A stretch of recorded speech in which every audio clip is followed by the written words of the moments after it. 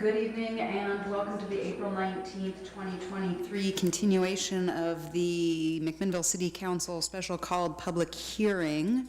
I would like to call the meeting to order and request our city recorder, Claudia Cisneros, to do a roll call. Good evening.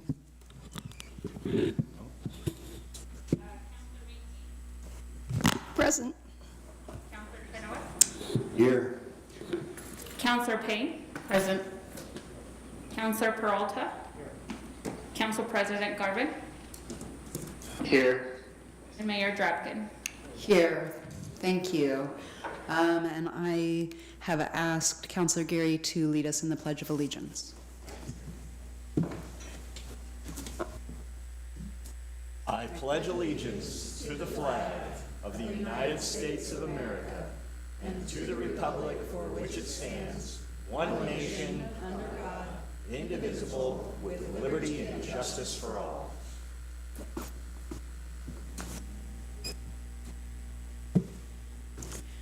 Thank you, everybody who's rejoining us this evening as well. Before we start tonight, I just want to note that no matter what outcome the council makes this evening, there will be those in the community that think we've made a good decision. There will be those in the community that think we've made a bad decision. I just want to remind the community that this is not a personal decision. This is a land use decision. And the individual members of this council have taken an oath of office and have spent a tremendous amount of time studying these materials and not only working to interpret them, but also to make sure that they had a thorough understanding of the criteria on which that decision needs to be made. So as you leave here tonight, whether you are one of those happy or sad people based on the outcome of this evening, please remember that this council and our city staff is here in your service, and I encourage you to refrain from holding it, whatever their decision or their vote was, holding anything against them personally, and also from any other types of actions towards city staff or city council that might seek to disparage them because you disagree with them. Last night there was a comment about how great it was that we live in a country that has the freedom to assemble, and it's also great that we have the ability to disagree and to disagree vehemently on things. Oftentimes that leads to innovation and wonderful results. So with that, thank you. Thank you again for your participation. The amount of public participation in this process has been wonderful. This evening, we are continuing our public hearing for the consideration of the appeal of the Planning Commission's approval of 4 land use decisions associated with the Gwendolyn Hotel. AP 523, AP 623, AP 723, AP 823, 3 certificates of approval for the demolition of 609, 611, and 619 Northeast 3rd Street, dockets HL 622, HL 722, and HL 822, and the approval of the Gwendolyn Hotel new construction design, docket DDR 2-22. The applicant is HD McMinnville LLC. The Planning Commission approved all 4 land use decisions. Daniel Kaiser has appealed all 4 Planning Commission decisions of approval to the City Council. Our meeting is being conducted as a hybrid meeting, allowing for both in-person participation and virtual participation via Zoom. Thank you, everyone, for joining us. To any members of the public that have joined virtually, your participation will be set to mute and video display hidden. Last night, the City Council heard public testimony and closed the public record, meaning that we will no longer be accepting public testimony, either orally or in written form. The applicant will be providing the rebuttal this evening, and then we will close the public hearing and deliberate as a decision-making body. I am hoping that we can provide staff with a tentative decision tonight for each land use decision so that they can prepare findings to be voted on at future City Council meetings. This is the process outlined in our city codes for conducting public hearings. We understand that people may have joined us tonight hoping to be able to testify, but we must follow our regulatory procedures. Land use decisions impact how people may or may not develop and use their properties, and the regulations are in place for both the community and the property owner. The City Council must make their decision based upon the federal, state, and local regulations governing the project at the time it was submitted. All decisions must have legal findings based on whether or not the land use proposal meets the criteria for which we need to review the project. I will now continue the public hearing. The applicant will now have the opportunity to provide their rebuttal to last night's testimony, excuse me, and/or provide their final argument. Rebuttal testimony will be limited to 25 minutes. As a reminder, the applicant waived the 7-day period at last night's public hearing meeting and today sent a memorandum to City Council with their final written argument. I would now like to call on the applicant for a rebuttal presentation, and welcome back, Mr. Hall.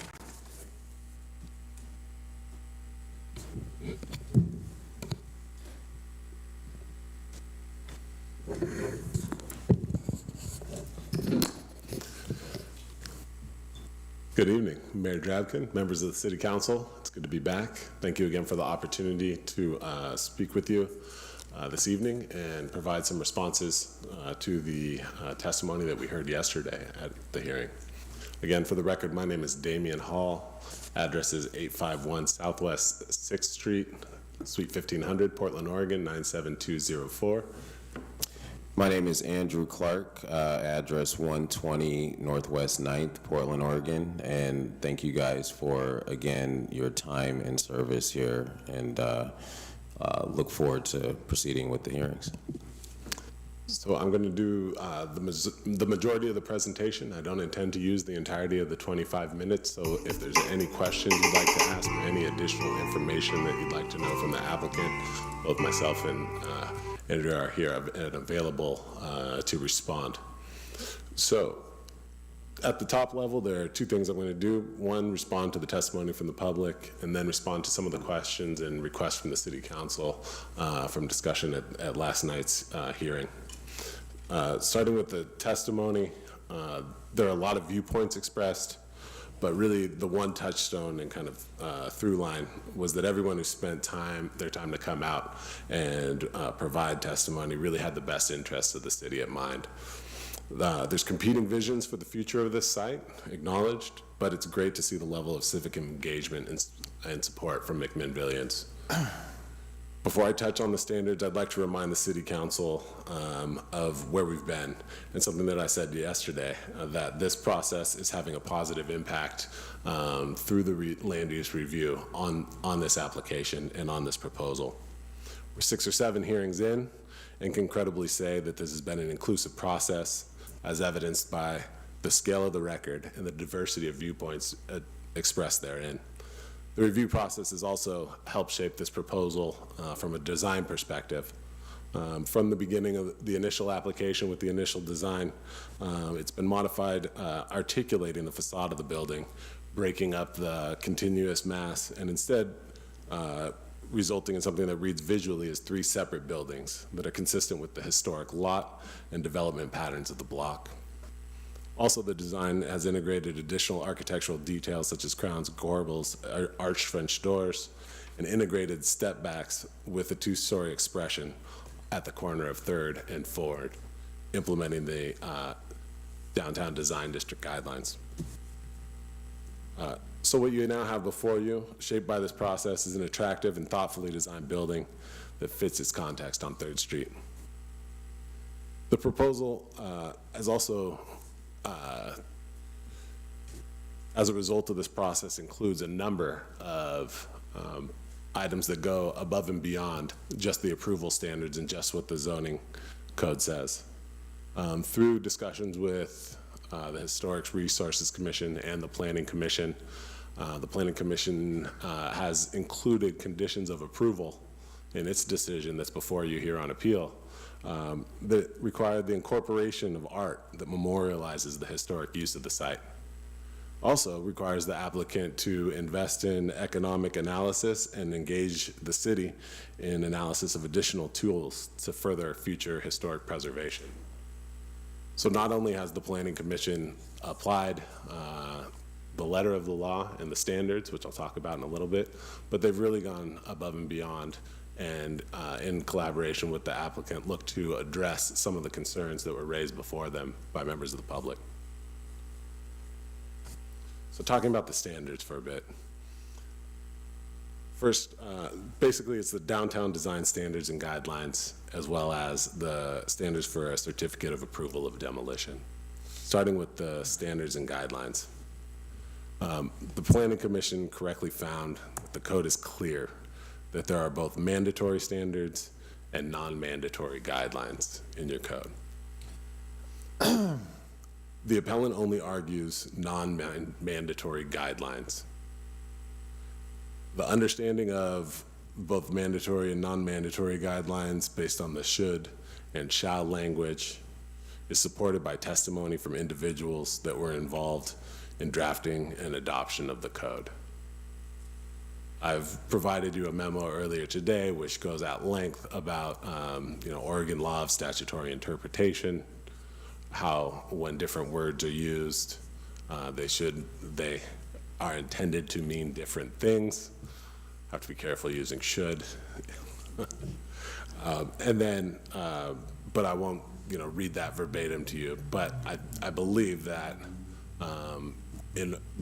really are no standards raised as ground in this appeal under the downtown design standards and guidelines that are mandatory.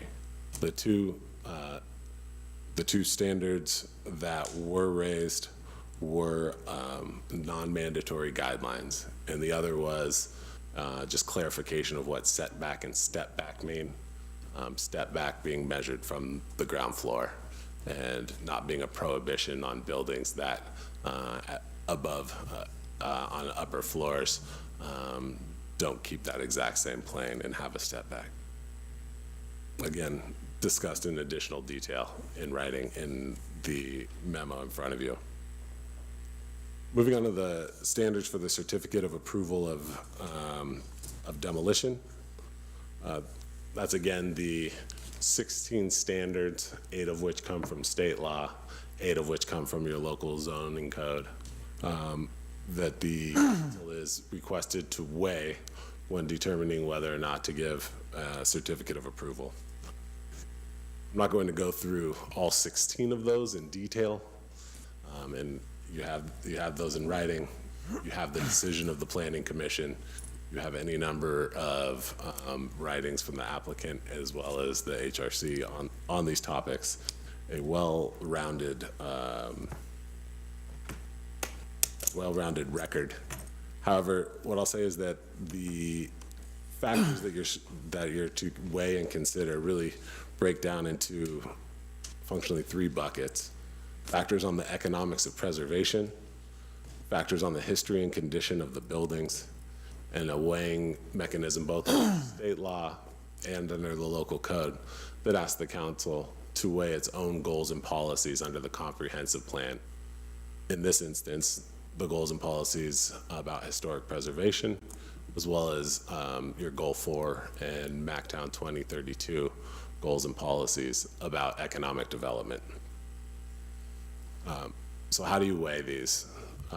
You look to the evidence in the record. And on the first topic, economics of preservation, there's substantial evidence in the record. Expert evidence prepared by third-party economists, consultants on the structures of the building. There's history of how the buildings have operated or not and been vacant on the second floor, all of which points to that there are not market economics for investment in preservation of the buildings as they are today. If you take a look at it, there's a couple ways to approach that. It's the cost of bringing these buildings up to the current code standards would be prohibitive based on any kind of economic return. Doing so would require increasing rents well beyond what could be carried by the buildings themselves.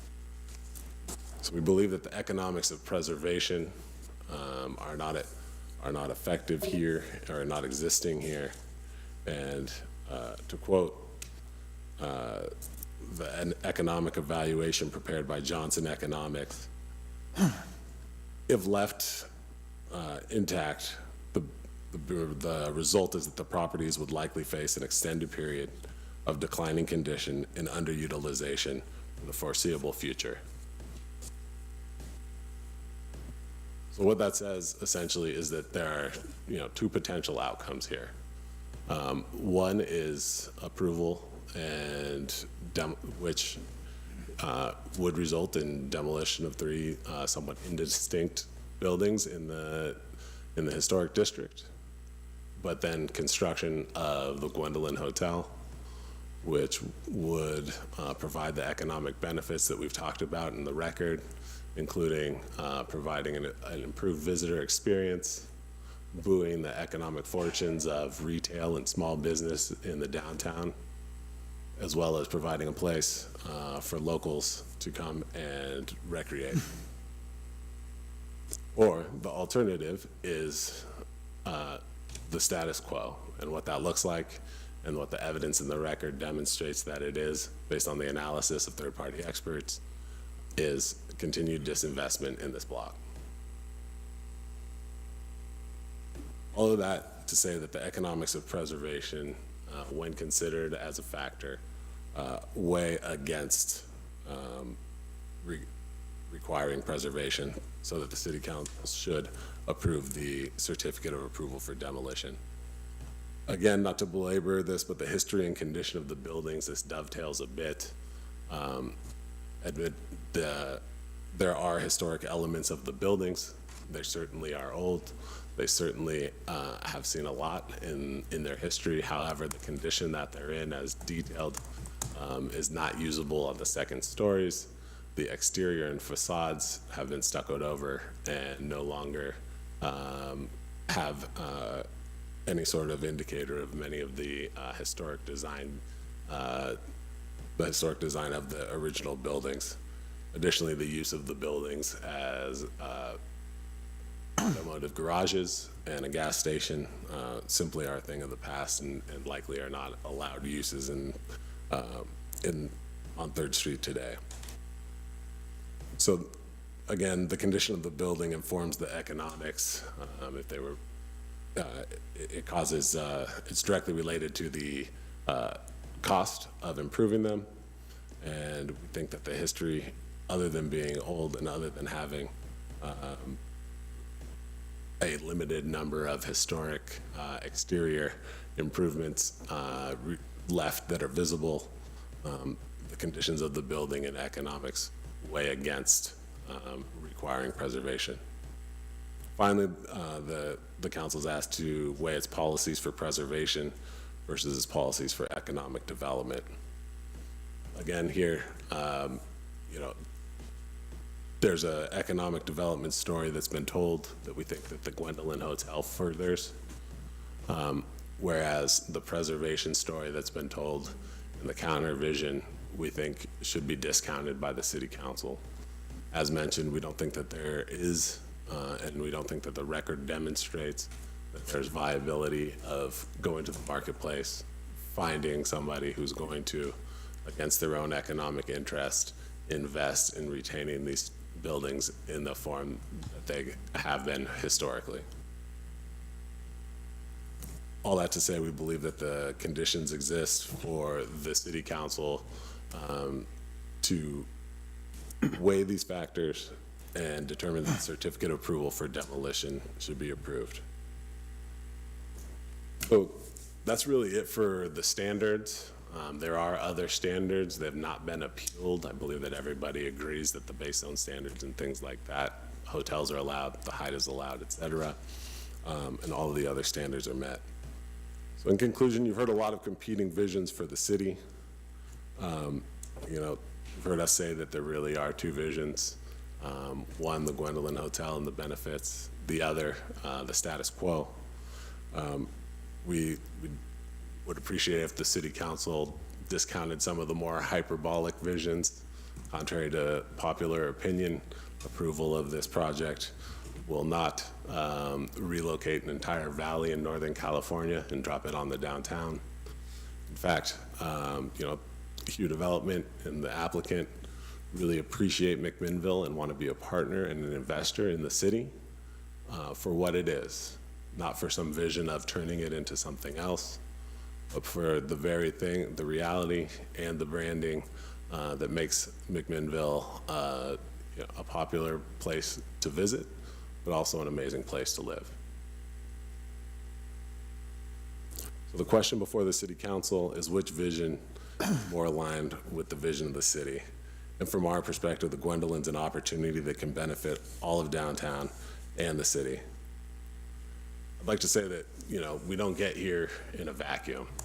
This opportunity that's before you here tonight is not accidental. It really is the result of the hard work of this council and your predecessor councils, along with the capable city staff who've established and adopted and implemented an economic development plan for the city. MacTown 2032 is your playbook, and all of the processes and untold hours of work that went into it have resulted in the advancement of the business climate and the city to a place where you have this opportunity that's here in front of you. We think that the building is attractive and thoughtfully designed, that the hotel will be an economic benefit, not just to the city, but also to small businesses throughout the downtown. So respectfully, we ask the City Council, please don't change course. Continue to implement your vision for economic development in McMinnville and approve the Gwendolyn Hotel. I'd like to just touch on very briefly a couple of specific questions and requests, starting with Councilor Menke requested an update on the Bennett Building. And yeah, so that, I believe the context was there was some testimony that said the plan was to knock down half of the building and leave, I guess, an open structure with kind of 3 walls. I'd like to reassure you that that is not the plan. The building facing 3rd Street, 619, and the building on the 4th Street side, 628, do share a wall, and it's right on the property line. The plan and the proposal in front of you here today is for demolition of the 619 building and retention of the 628 building and the shared wall. And it'll still be on the property line. And if you recall, the proposed hotel has 0 lot line setbacks. So ultimately, when construction happens, there would be a party wall, and all of that would be engineered and shored up as necessary to ensure the viability of the 628 structure.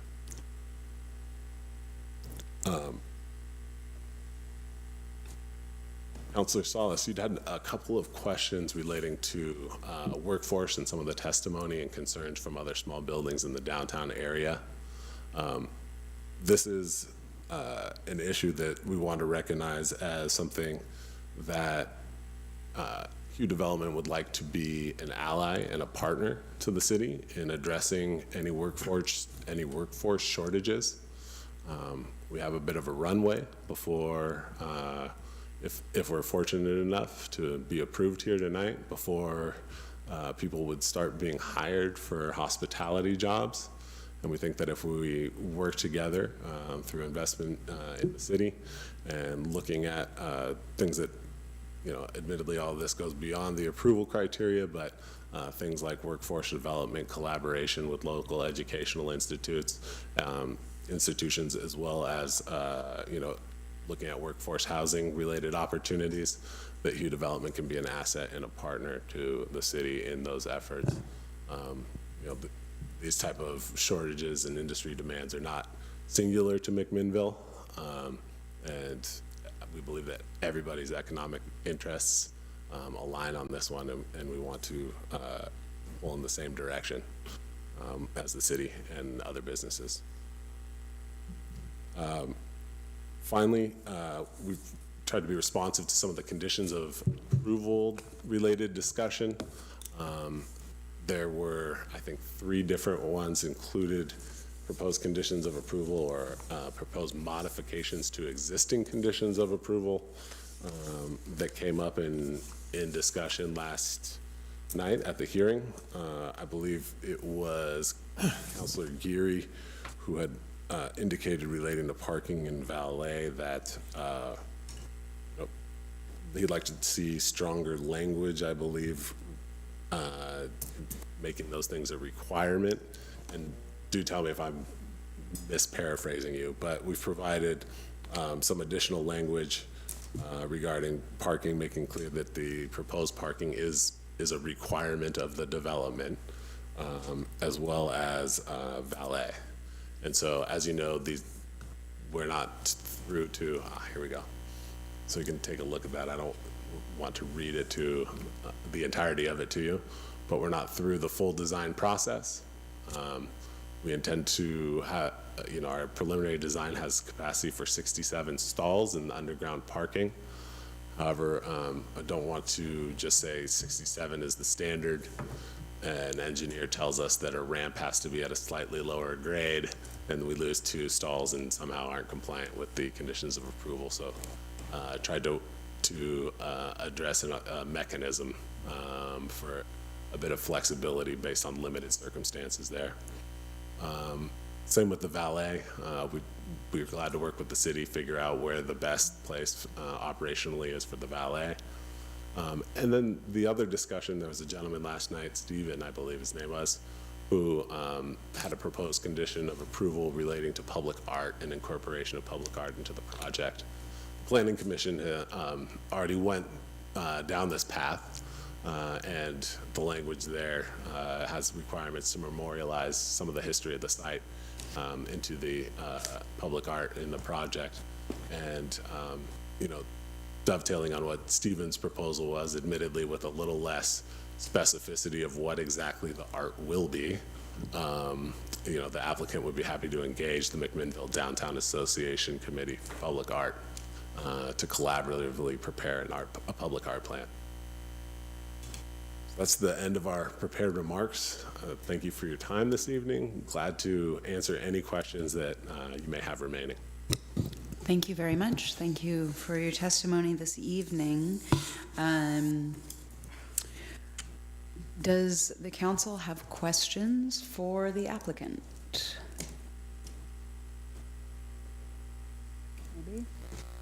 Council President Garvin, do you have any questions for the applicant?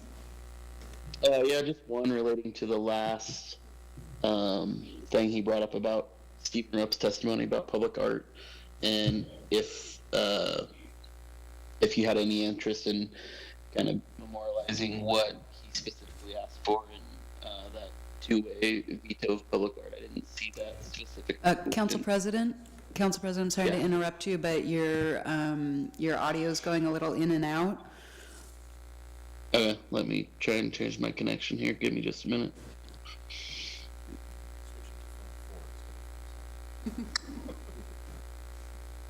Can you hear me any better now? Sounds good. If you don't mind starting from the top. Yeah, thank you for the rebuttal testimony. My question was related to your last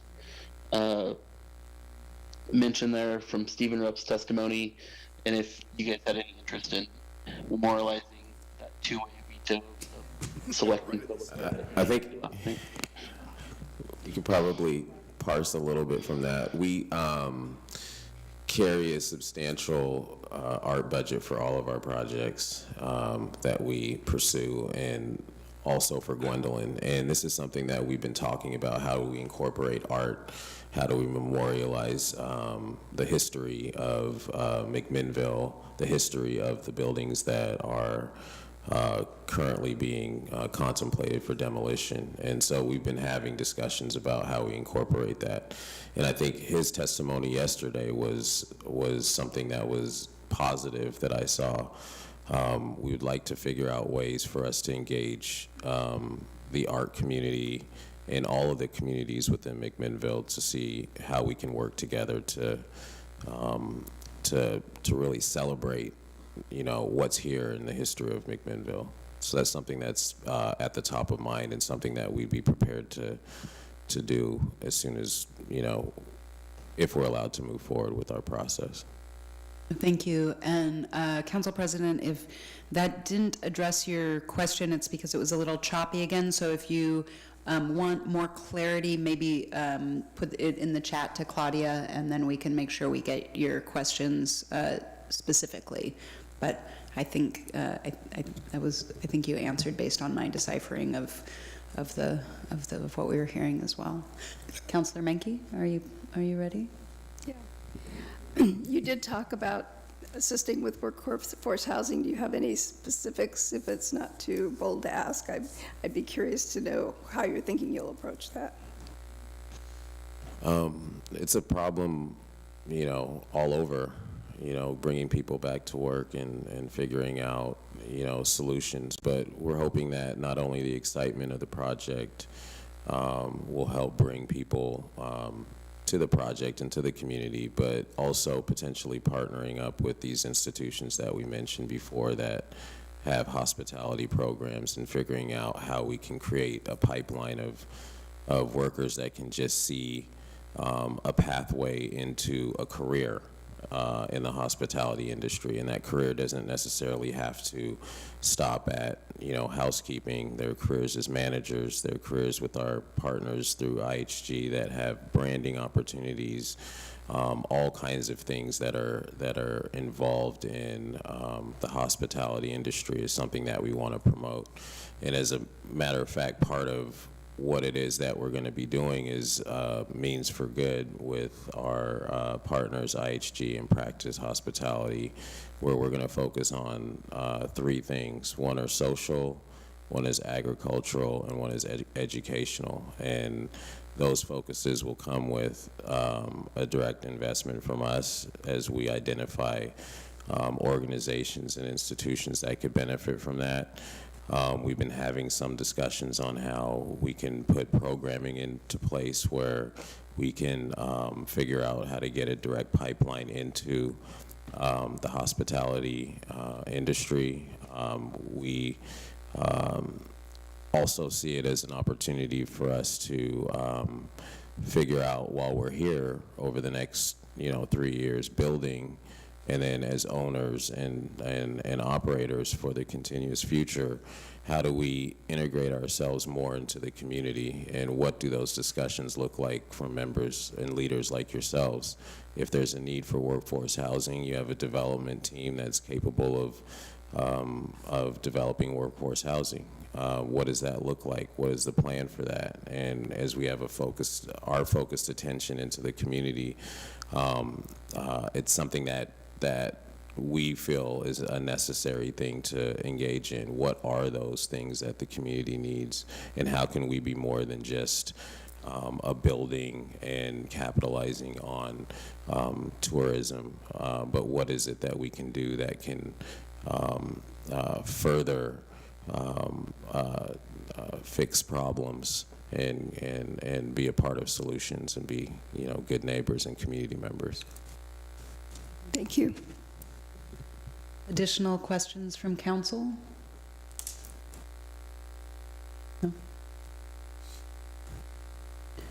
Council President, are you satisfied on questions as well? From the applicant, yeah, I do have some for staff when we get there. Thank you so much. Thank you both, and the public hearing is now closed. Thank you. Thank you. At this point, I would like the council to deliberate and provide a tentative decision to staff and legal counsel so that they can develop an ordinance with findings for us to consider at our next meeting, which will be a special city council meeting on May 5th at 4:00 p.m. You will have seen in your calendars 2 additional special meetings that were added last night, and these are added to make sure that regardless of the decision, we can meet the land use requirements and go through our process regardless of the outcome. So with that in mind, please be clear and concise as to your reasoning for your decision. You can build off of either the Planning Commission decision document or the Historic Landmark Commission decision document as a starting point, or you're welcome to bring a new perspective. Although as we work through those findings, it would be helpful to be clear if you agree or disagree with any of those decisions and findings. Please remember that we have 4 land use decisions that have been appealed to us. AP 523, which is the demolition of a historic resource at 609 Northeast 3rd Street. AP 623, which is the demolition of a historic resource at 611 Northeast 3rd Street.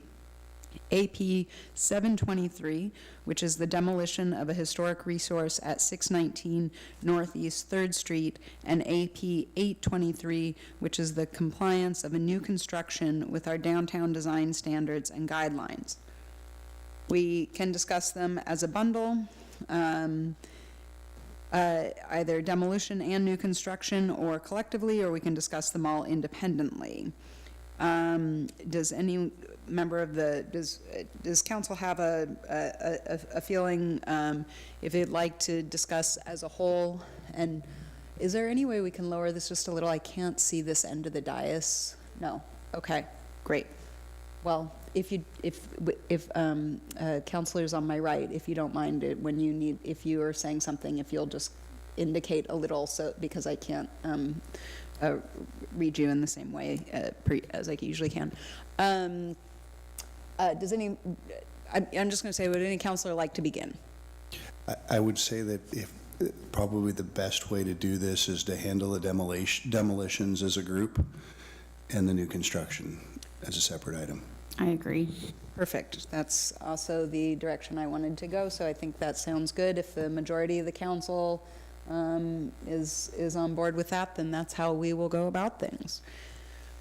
Okay, so starting with the demolition applications. Would anybody like to start, or if not, I'll start at one end of the dais and work our way towards the other.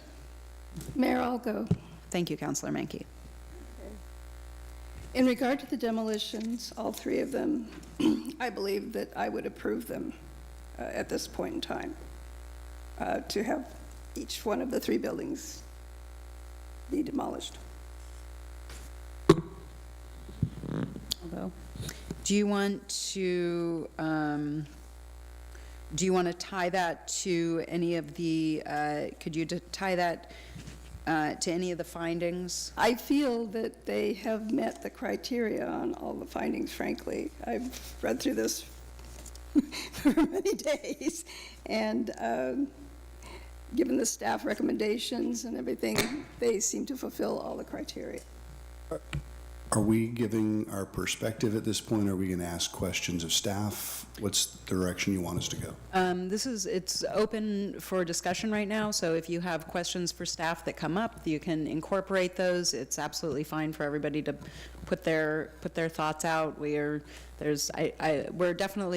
think my one courtesy request would be that nobody tries to rush into a motion before the council has an opportunity to thoroughly deliberate. Of course, somebody could do that, but that it feels like the respectful thing would be to give everybody a chance to ask their questions and express their thoughts this evening. Mayor, one more thought. I did want to express the fact that I have spent a fair amount of my time asking Heather questions, and some of them have come up tonight. In that process, I feel quite confident about what has been presented to us. Okay, so we'll continue going and kind of getting a read of the council and getting questions out right now. Once we have an idea of what direction the council wants to move, we'll then dig into the exact findings maybe a little bit more. Councilor Payne, are you comfortable going next? I am. I would be inclined to deny the demolitions. Do you want me to elaborate on the why? Sure.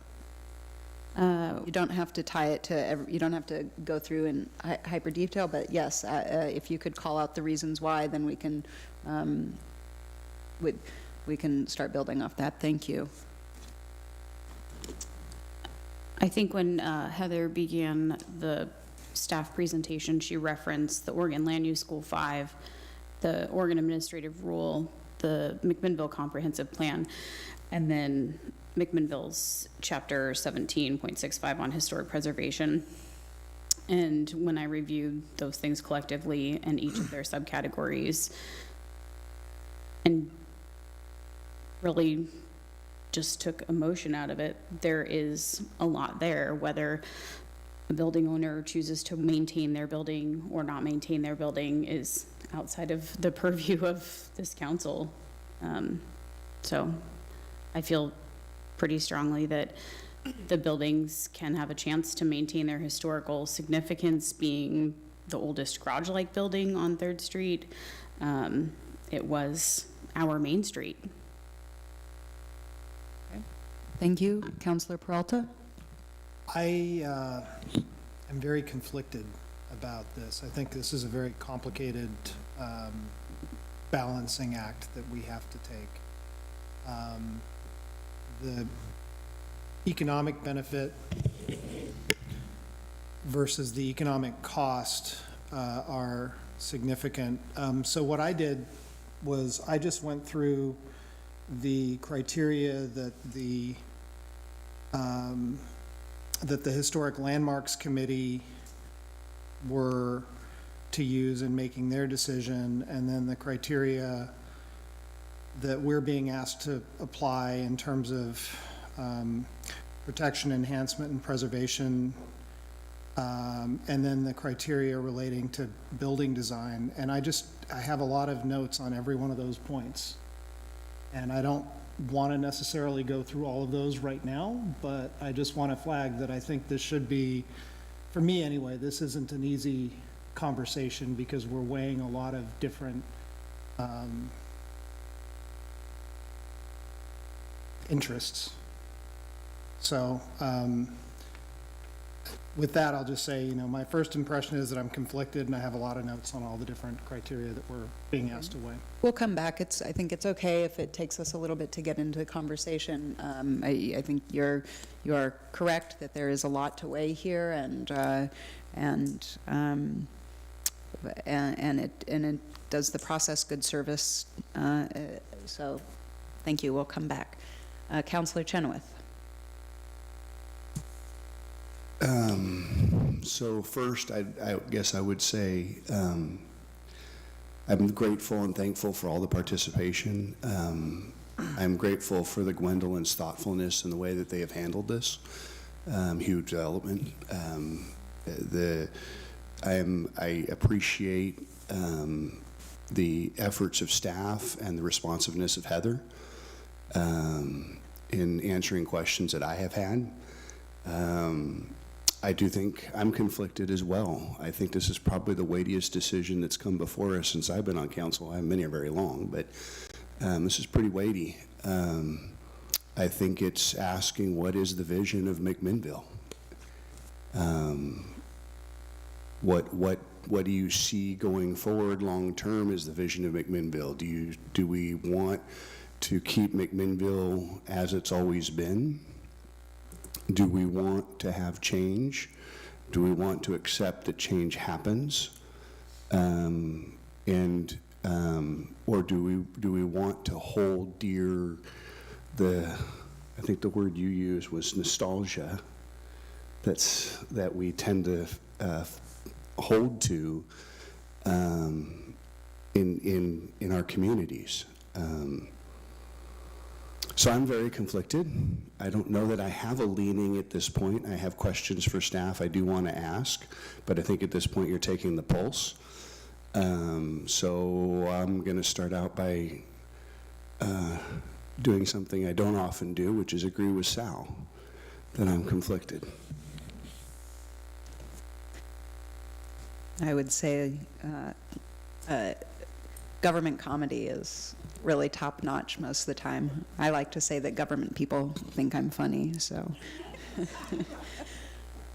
Councilor Geary. It's too bad I'm not a government person.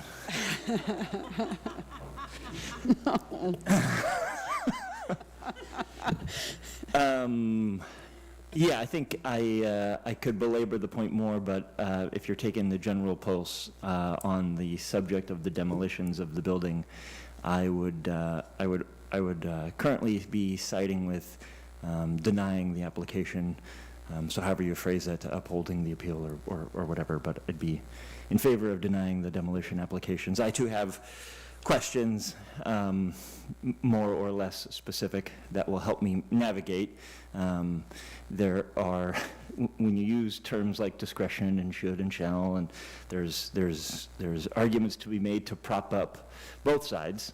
And I've listened and wandered through both, find both compelling. I find one more so compelling than the other, and currently I would vote to deny the demolitions.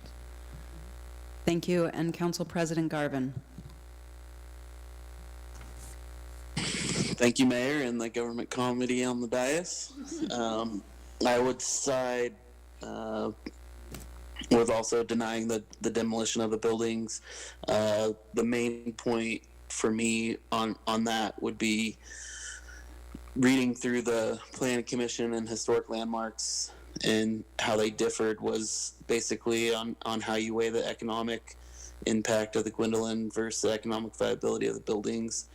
And I think the Historic Landmarks got it right in their findings, and that there still is a viable use for them going forward. Okay, thank you. At this time, we're going to go to questions from staff. And so, Councilor Geary, would you like to start?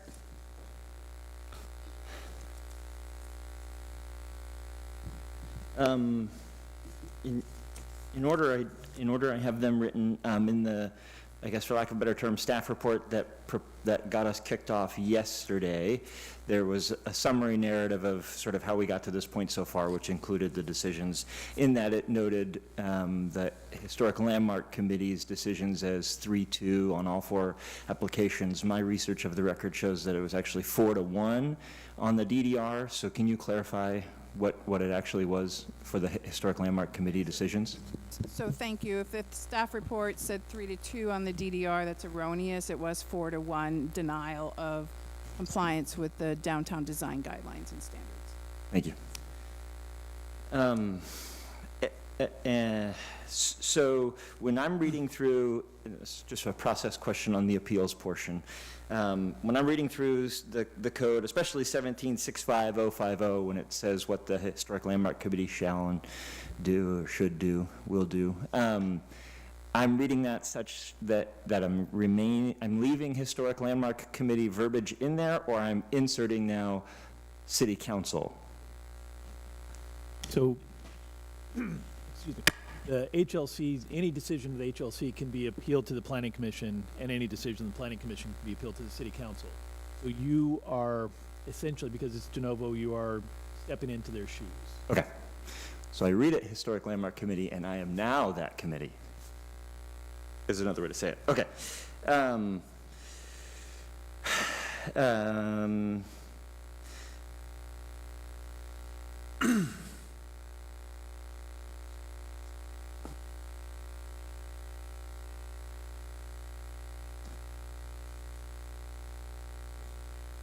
That's the main questions I have written down. I think the other ones I had written down were all have been answered. So Okay, we can always come back. thanks. Councilor Chenoweth.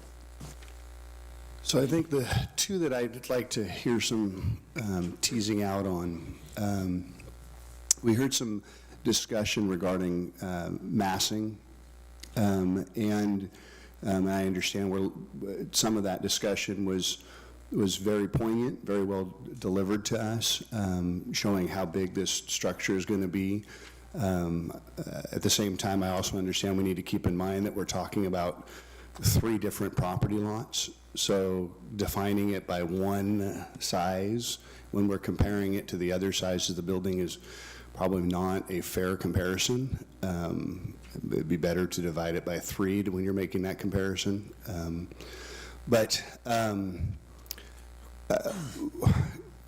Help me to understand the language on that particular passage. I think I brought this to you earlier in a phone conversation. Kind of tease out to me what should we should be understanding about the massing requirements.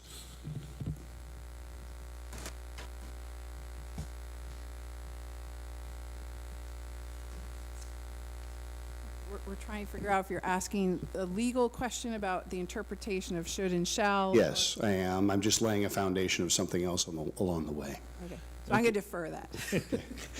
Yeah, if you're talking massing and architectural and planning, Heather's, if we're talking interpretation and language, I'll so, you know, the critical issue seems to be what does should mean in contrast to shall in these building design guidelines? And there's a variety of different ways to take it. I would put it at the two sort of polar positions is shall means mandatory, should means, yeah, think about it, but you don't really have to do it.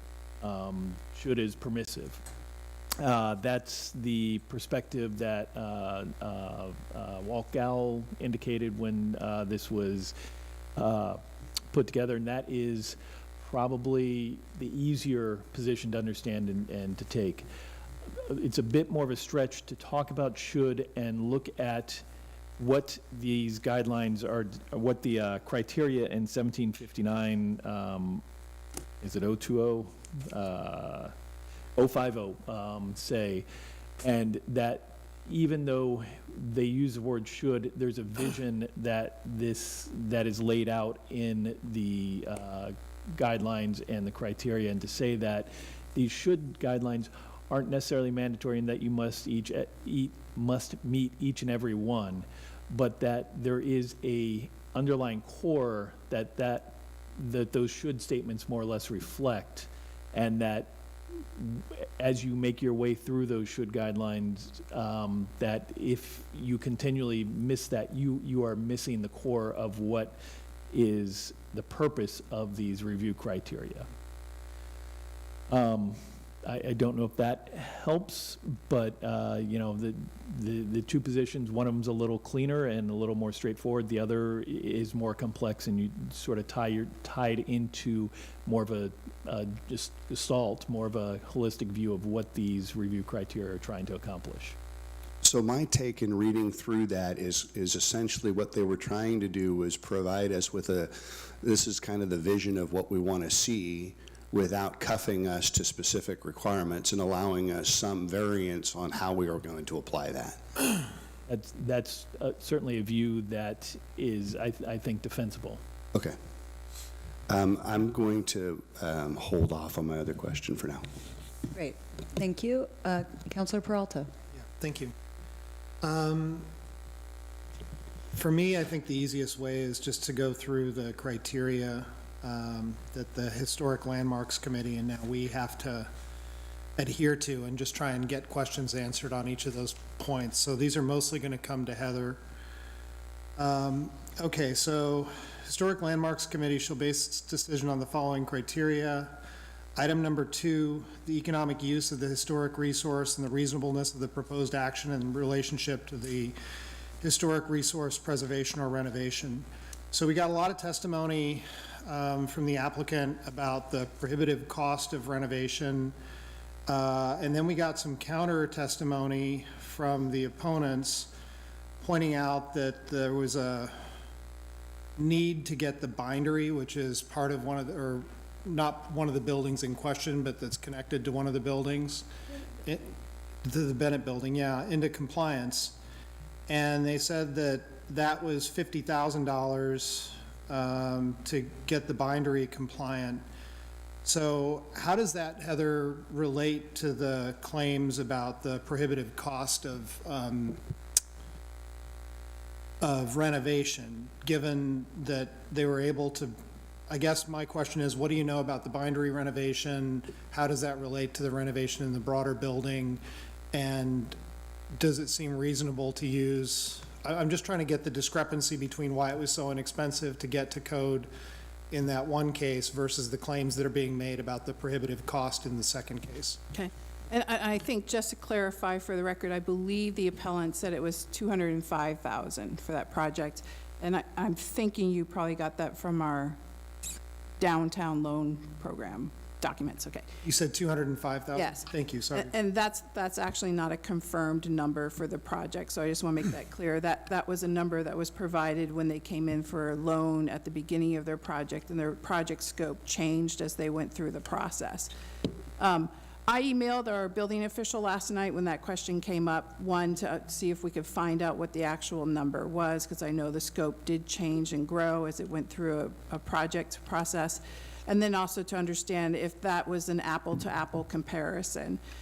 He got back to me, said it's not an apple-to-apple comparison. It is a case-by-case basis in terms of how you review these buildings and the code upgrades required for them. The bindery is a large open space. It had had some seismic upgrades already in it before they went forward and did their second improvement project that our loan participated in. So they were building on what had already been done. And then because it was it was one open space, it's less complicated than a space that's divided with several different rooms. And that was his response to me. That's all I know about it. Okay. Counselor Peralta, do you mind if Counselor Gary attaches to your question for a moment? Thank you. What were the seismic work that was already done? You said there was seismic work already done, and it was building on top of that. So what I said was there was already some seismic work done in that building, and then there was more seismic work done as part of this project. I don't know what it was. That was just a brief email conversation that I had with our building official last night. But you know there was some done. Is that what you're saying? That's what's been conveyed to me. Okay. Isn't the bindery just a one-story building also? Yes. It would be significantly different than building a complete metal exoskeleton or endoskeleton, whatever is necessary, to hold up 3 buildings, to hold up 4. I think what I'm 5 more stories. comfortable saying is you have an email in the record from our building official, because this has come up several times through this hearing process, that was also provided in the staff report, which describes that it's very difficult to sort of nail this down as an apple-to-apple comparison of buildings, because it's a case-by-case basis in terms of what the actual integrity of the current building is, what they're trying to do in terms of the improvements to the building, and what that triggers in the building codes. Thank you. And Counselor Peralta, the floor is still yours. Oh, thank you, Mayor. Okay, thank you, Heather. So the next point, the value and significance of the historic resource. I mean, I'll be honest, I've worked in that building for many years, and I didn't think that it was a terribly significant building, and I wasn't terribly persuaded about the automobile stuff. But then I looked at it, and it seems to be the first building on that block. Is that the first building put in 1902, based on the photo on page 72 of our packet? I'll have to look at that. The Sanborn map showed other built improvements on that block prior to that were then replaced with probably these more permanent structures, the unreinforced masonry structures, excuse me. So there should be Sanborn maps in the decision document.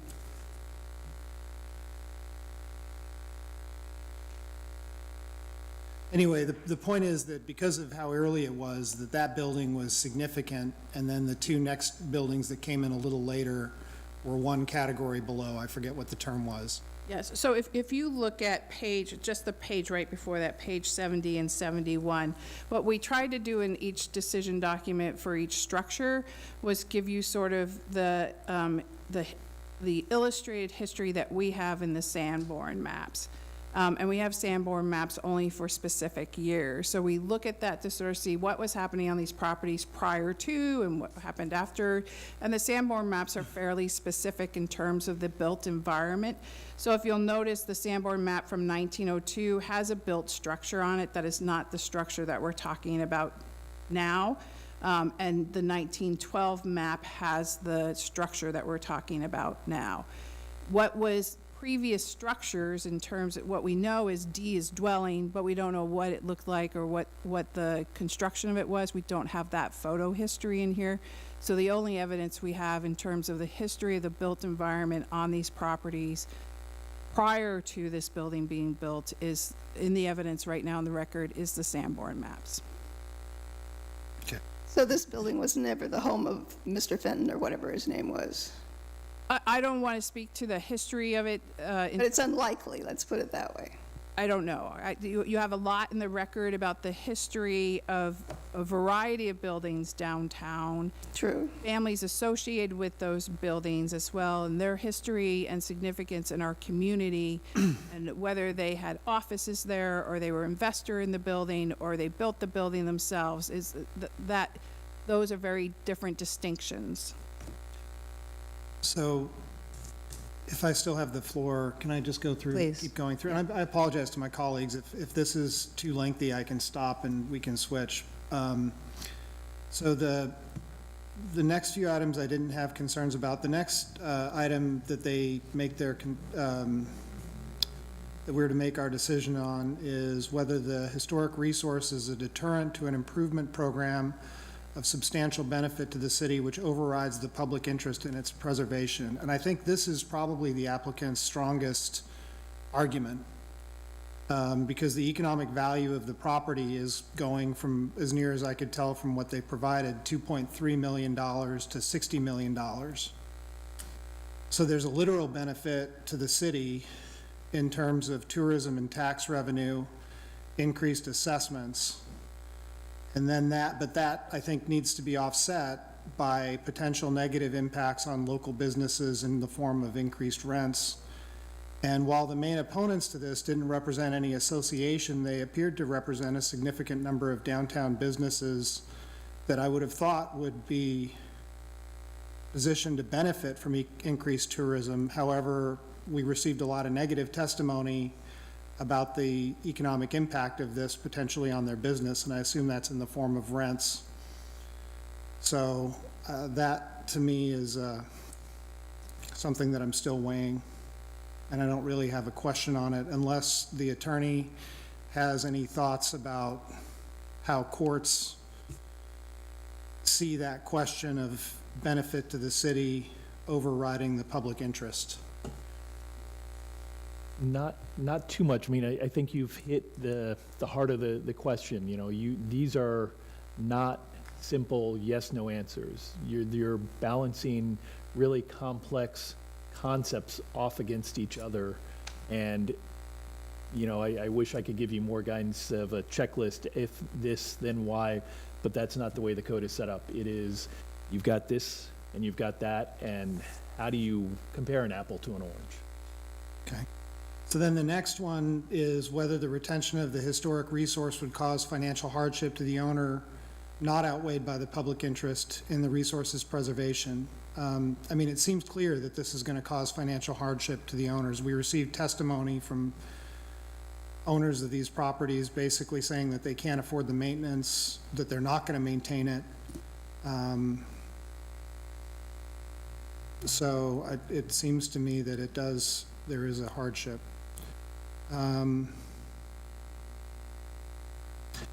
The eighth one is whether or not the retention of the historic resources in the best interest of the majority of the citizens of the city is determined by the committee. You know, and then it gives the option for retaining some of the historic resources via photography and so on. This wasn't raised at any point that I heard in the Historic Landmarks Committee or in the Planning Committee or in the testimony yesterday, but it seems to me that one of the main cultural resources in the building is the News Register and the Papers Archive. I'm wondering if it's possible to, as part of this process, if we were to approve it, make a condition of approval requesting the archival of those somehow, like the newspaper records and so on that are in the building as historically significant. I realize that the age of the ownership of the News Register doesn't date back as long, but the paper's been here that long, and it seems to me that some kind of financial support and providing that archive to the University of Oregon or something would be beneficial. And I don't know if that's something we can do as part of this process. Let me answer part of it, and you can answer whether it can be done. I I can't remember which committee level that was discussed, but it was discussed at one of the committee levels as well. And one of the conditions of approval in there is sort of a higher level than what you just described, but it's allowing the Yamhill County Historical Society to go in and salvage whatever won't be repurposed in the redevelopment project. And that was based on a discussion of, there's a lot of interior artifacts that people speak of very fondly associated with that particular building, and they wanted to make sure that those were preserved for the community in one way or another. Yeah, I mean, I do think that's a little bit different than what I was suggesting, but that's something that I would, if we can attach that as a condition, I'd like to consider it. You want legal counsel to answer that? Yeah, And so, when you read it, it's, if not, if you approve it, whether the historic resource may be preserved by an alternative means such as through photography. And if you go back and look at what the historic resource is, I'm not as familiar with that description. I don't think it extends to the News Register. It's more about the automobile industry and the resource itself.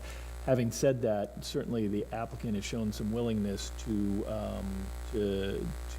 work with the city on some of these things. I suspect that we could talk to them about a potential condition of approval, and I would be surprised if the News Register itself wasn't interested in making sure that those archives are available in some way. Exactly what that is, I don't know. okay, thank you.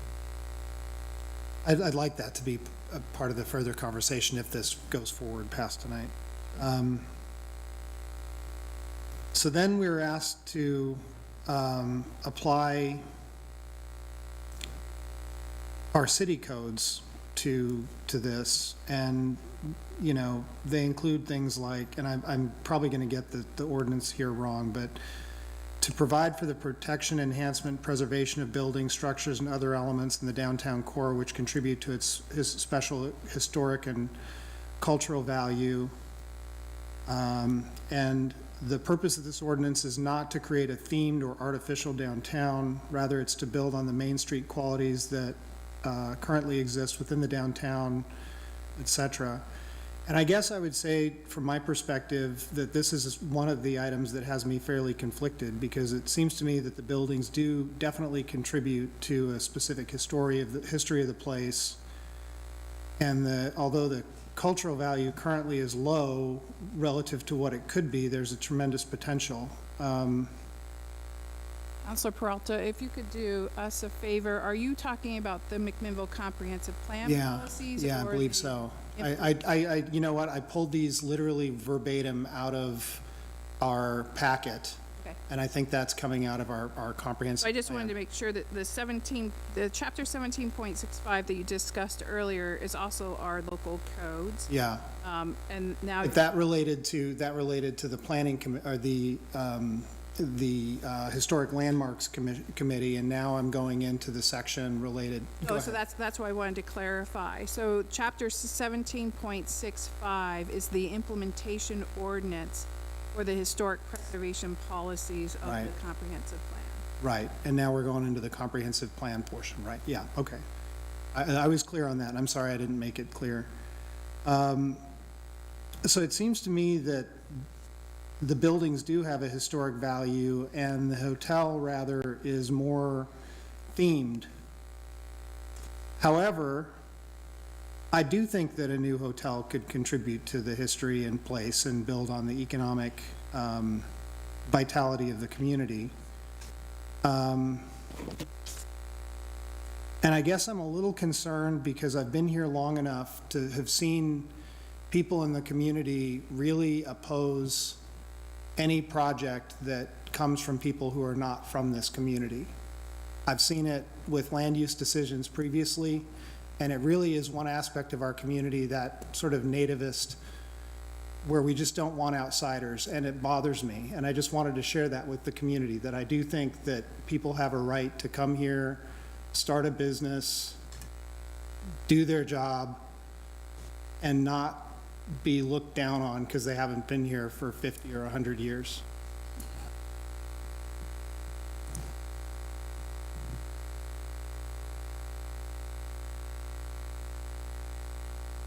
So that's all I had. I guess I apologize. I thought I had a few more questions, but thank you for letting me go through at least some of my thinking on it.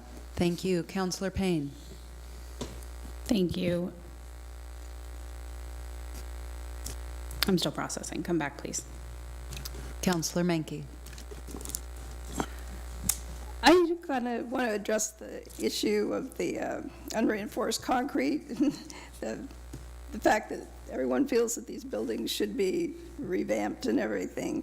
I think one of the things that spoke to me on this unreinforced concrete, or not concrete, masonry, is the fronts of these buildings, which are the main reason that they're considered a historic artifact and why we're looking at them, because of their overall facade, the decoration and everything that speaks to the time and the type of building design that it is, have been cut numerous times. And in reading through the unreinforced masonry, every time you do something like this, I would assume, or not assume, it says, quite frankly, it weakens the building. It makes it difficult to take care of that building, and weakens it if there's an earthquake or something like that. It seems fairly clear to me, since it's not been mentioned at all, that there's been no opportunity to do any kind of seismic retrofitting on any of these buildings. And anything that was done with the mind to, at least at the time, to improve what they thought was the facade of the building.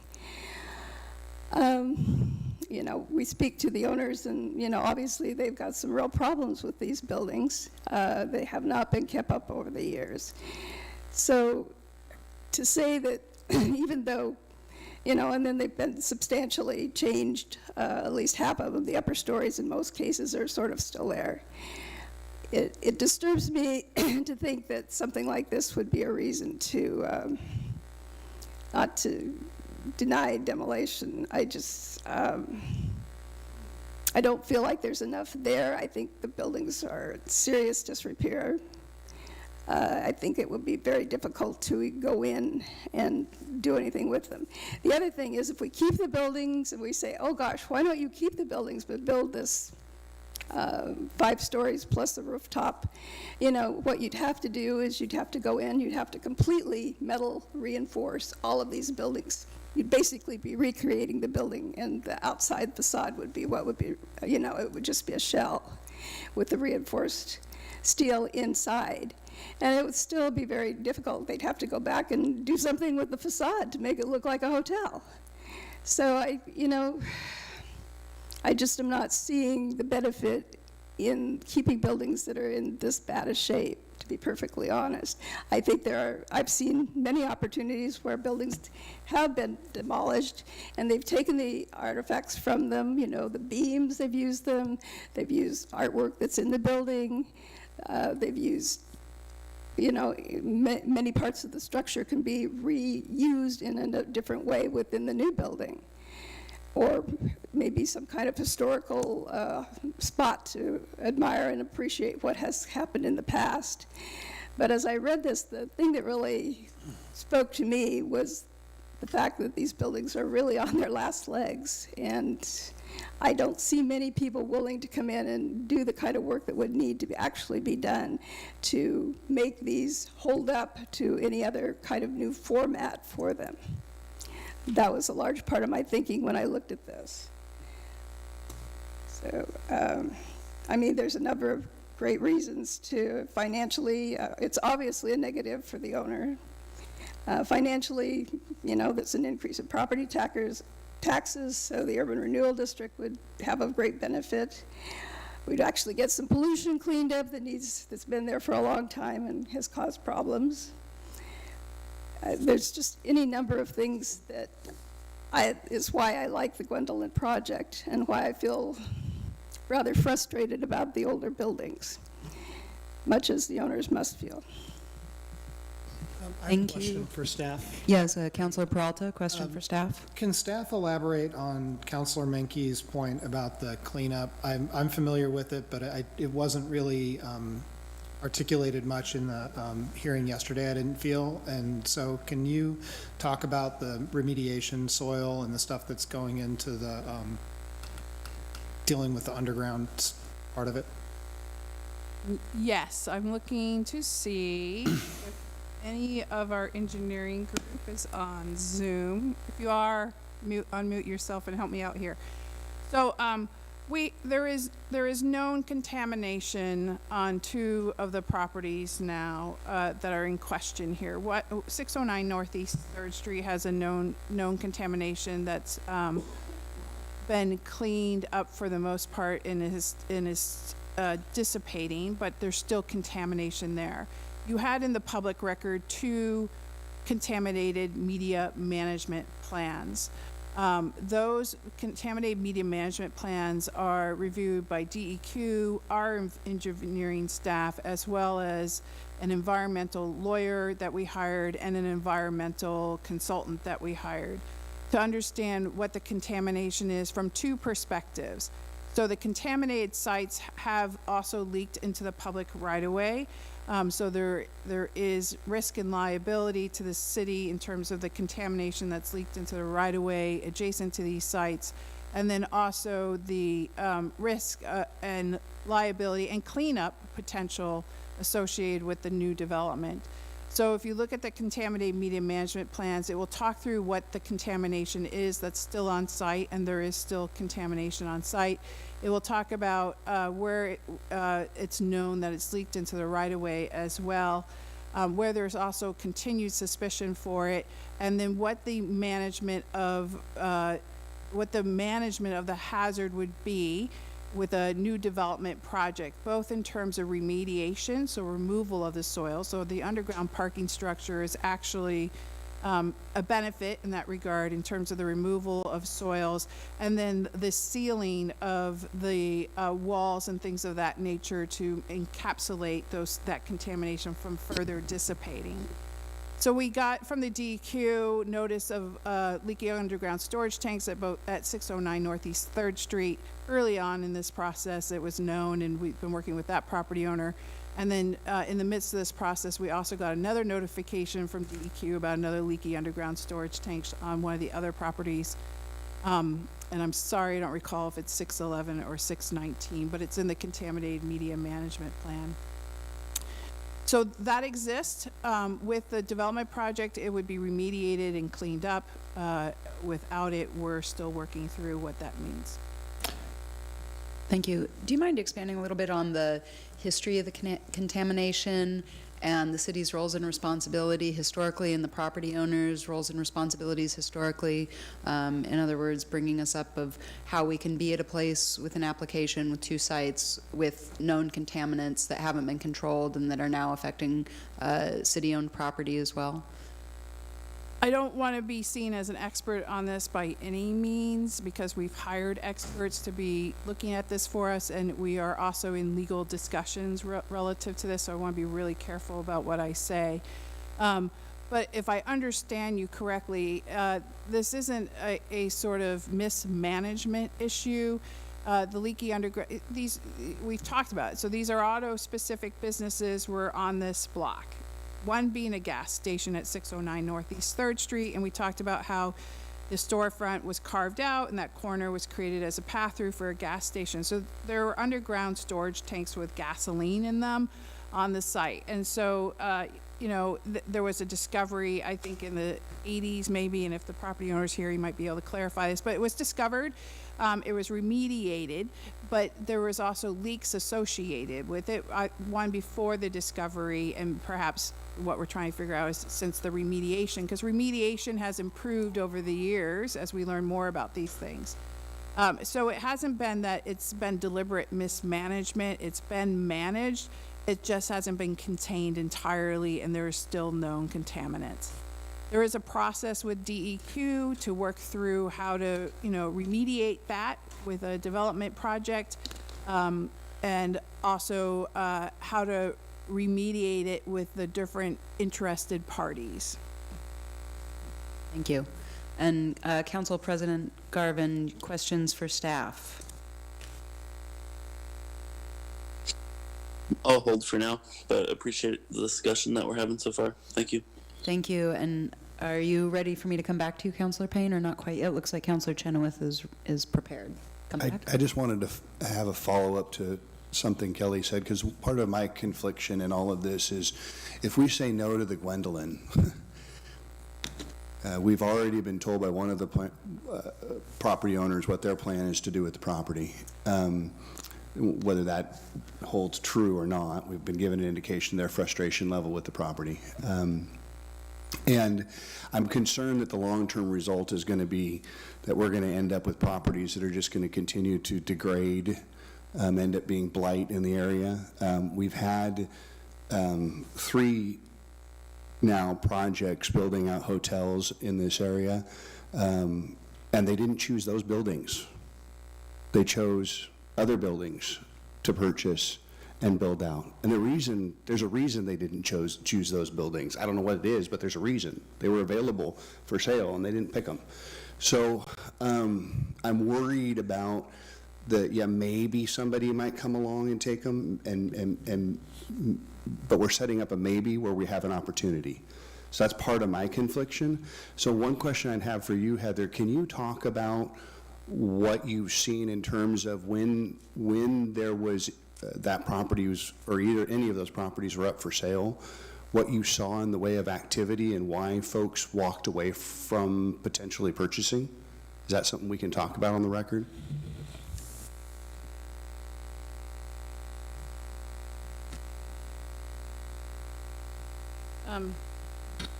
What is in the record is Jeb Bladine, representative of the property owner for 2 of the properties, 609 and 611 Northeast 3rd Street, has provided both written testimony and oral testimony about how he's been trying to sell those properties since 2017, and that several different developers have looked at those properties, walked the properties with him, and have walked away from their interest. I also said at the Planning Commission that my staff has been involved in some of those conversations with those developers who are looking at those properties.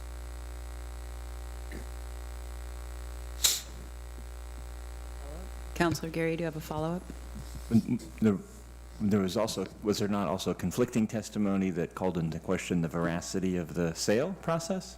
And are we allowed to take that into consideration?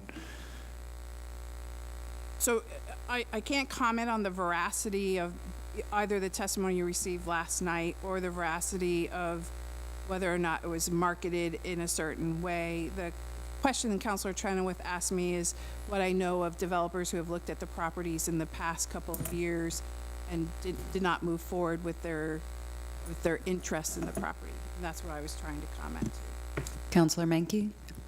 I do know, I asked Beth about had there ever been a broad ask for sale information or something like that. And she, at the time, said 2017, which would have been 5 years ago. So if it was put out in a fairly broad manner at that point in time, it's been 5 years for people to go, oh, there might be some property there we're interested in. My understanding of her written testimony that it wasn't. No, I asked her specifically, was there ever a broad sale opportunity, and she said 2017. Yeah, my memory of the testimony was there was on the 2 Bladine properties, but not on Oh, yeah, Frischnett's. just on the Bladine properties. Okay, hold That on. was my understanding of the testimony. 1 second. Council President Garvin?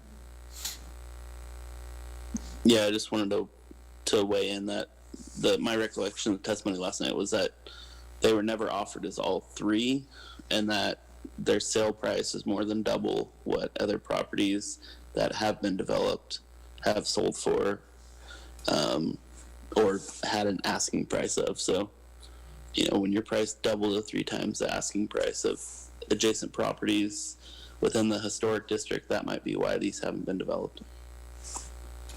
Well, but wasn't that due to the contiguity of them? Yeah.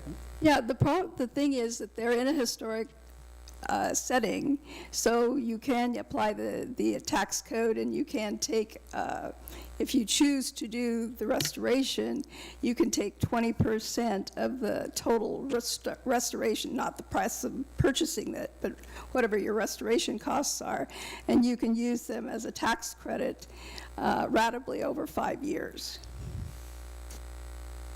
which would apply to all. 20% of what your total costs are ratably as a tax credit over, so basically the present value of whatever the 20% is. Counselor Geary? I didn't follow, but that would apply to The all. Gwendolyn, even though this is in a historic area, would not have that opportunity because they're building new. And Counselor Geary, I'm sorry, what, I didn't hear your comments. I was trying to parse where you were going with that. Well, it was just something I was thinking about today, that, you know, I can understand the elevated price for it because it is in the historic district. I think that it wasn't part of it that they're all in the historic district, and Yes, so they'd all be of value, which, I'm going to go to Council President Garvin for a second. I think when you're saying all, you're meaning all 3 buildings in this application, and I think when you're saying all, you are meaning all of the properties shown in the presentation by the appellant last night. So I think we have, right, you all are, properties sold. you're referencing all properties sold, you are referencing all 3 properties, or having Well, a should. they're all in the historic district. What was offered for sale were just the 2 properties that would have been the Bladee. Well, I think the reason for the inflated price is because you have 3 contiguous properties that are being sold together, and if you're looking to build a large project, you need to get all 3 of them, and that's gonna open up a higher asking price. I would just like to arrest this a little bit as we're getting fairly speculative, and that gives me concern. And Council President Garvin. Yeah, I just wanted some clarity from Councilor Minke on the point she was trying to make. You said it would potentially create some tax benefits, and that's why for the elevated price, but then you follow that up with saying that they're building new, so they wouldn't have those tax benefits. I'm just confused on the point you're trying to make with the tax code comment. Well, people that are interested in doing restoration work would look at buildings within the historical, I mean, there's not that many of them out there. From what I read, what is there, 16 total or something? I don't know. At any rate, because they're in this historical area, they're allowed to take this tax credit if they so choose. So if you're looking to do a restoration and you're looking for property to do a restoration on, and you see these 3 buildings together, there is an opportunity there to, use that credit. Whereas the Gwendolyn coming in, they won't be able to use it. Viability of the buildings from an economic standpoint. Right.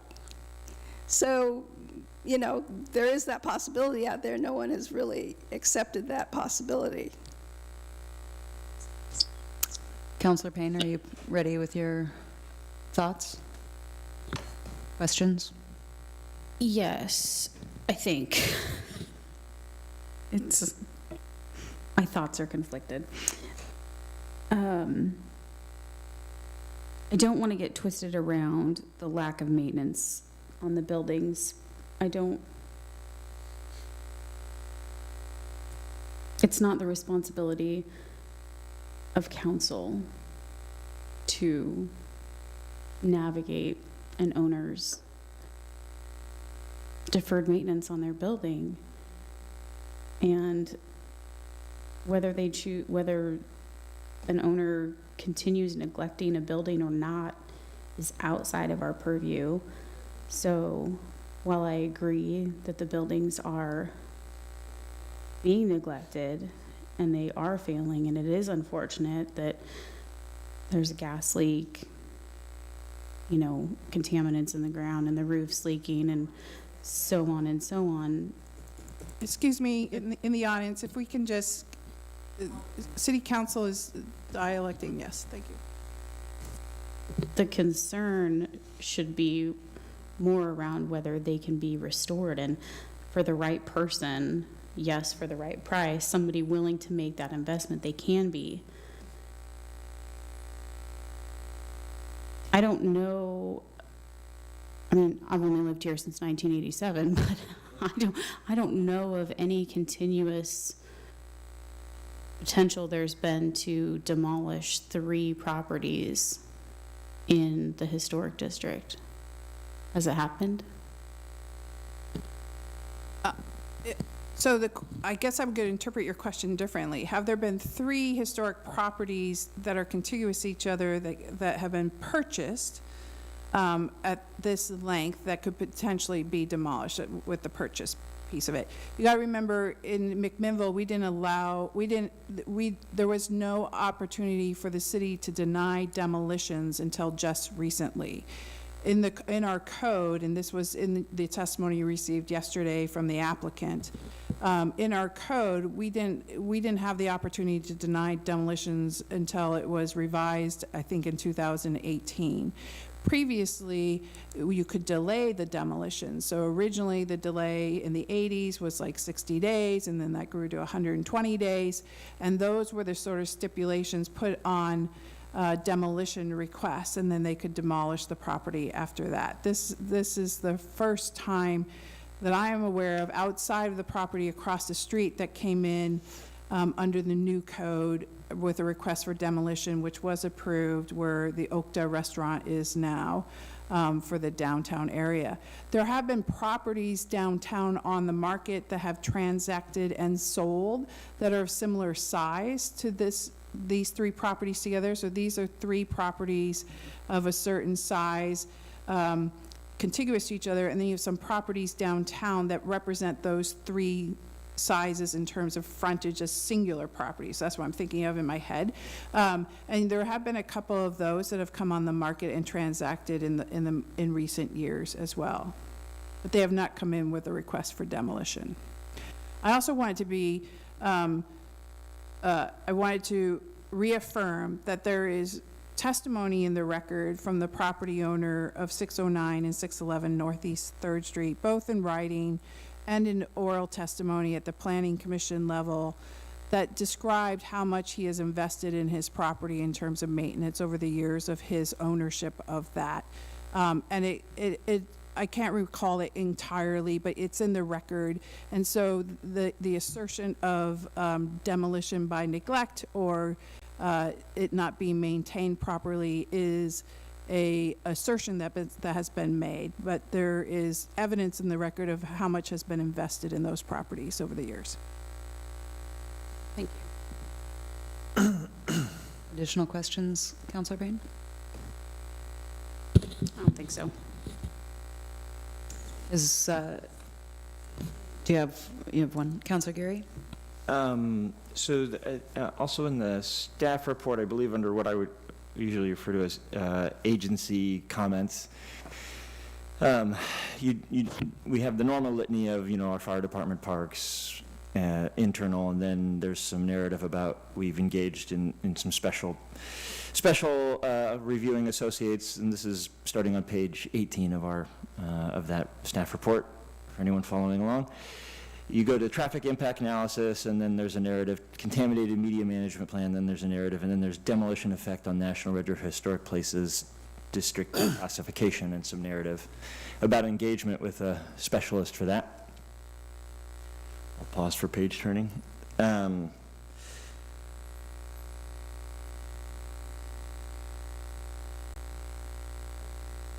So are you talking about agency comments or the attachments that were provided by the applicant as part of the application submittal? I guess right above where it says public testimony on PDF page 19 or page 8, listed page 18, there's in bold says public testimony.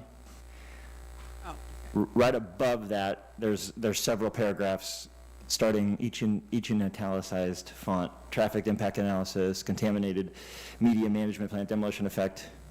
And I believe that's in reference to your effort to secure additional interpretations from colleagues, either whether they are for the city or working on you on behalf of making interpretations for the city for your staff report. No. So those are actually the applicant's submittals that they provided as part of their application, and the additional information that was requested of them. If I'm reading So the narrative, it says, under demolition effect on National Register of Historic Places, you say the city reached out to the Oregon representative in the Washington, D.C. office of the National National Register of Historic Places to ascertain what would be the effect of demolishing 3 contributing structures in the McMinnville Historic District to the National Register of Historic Places classification.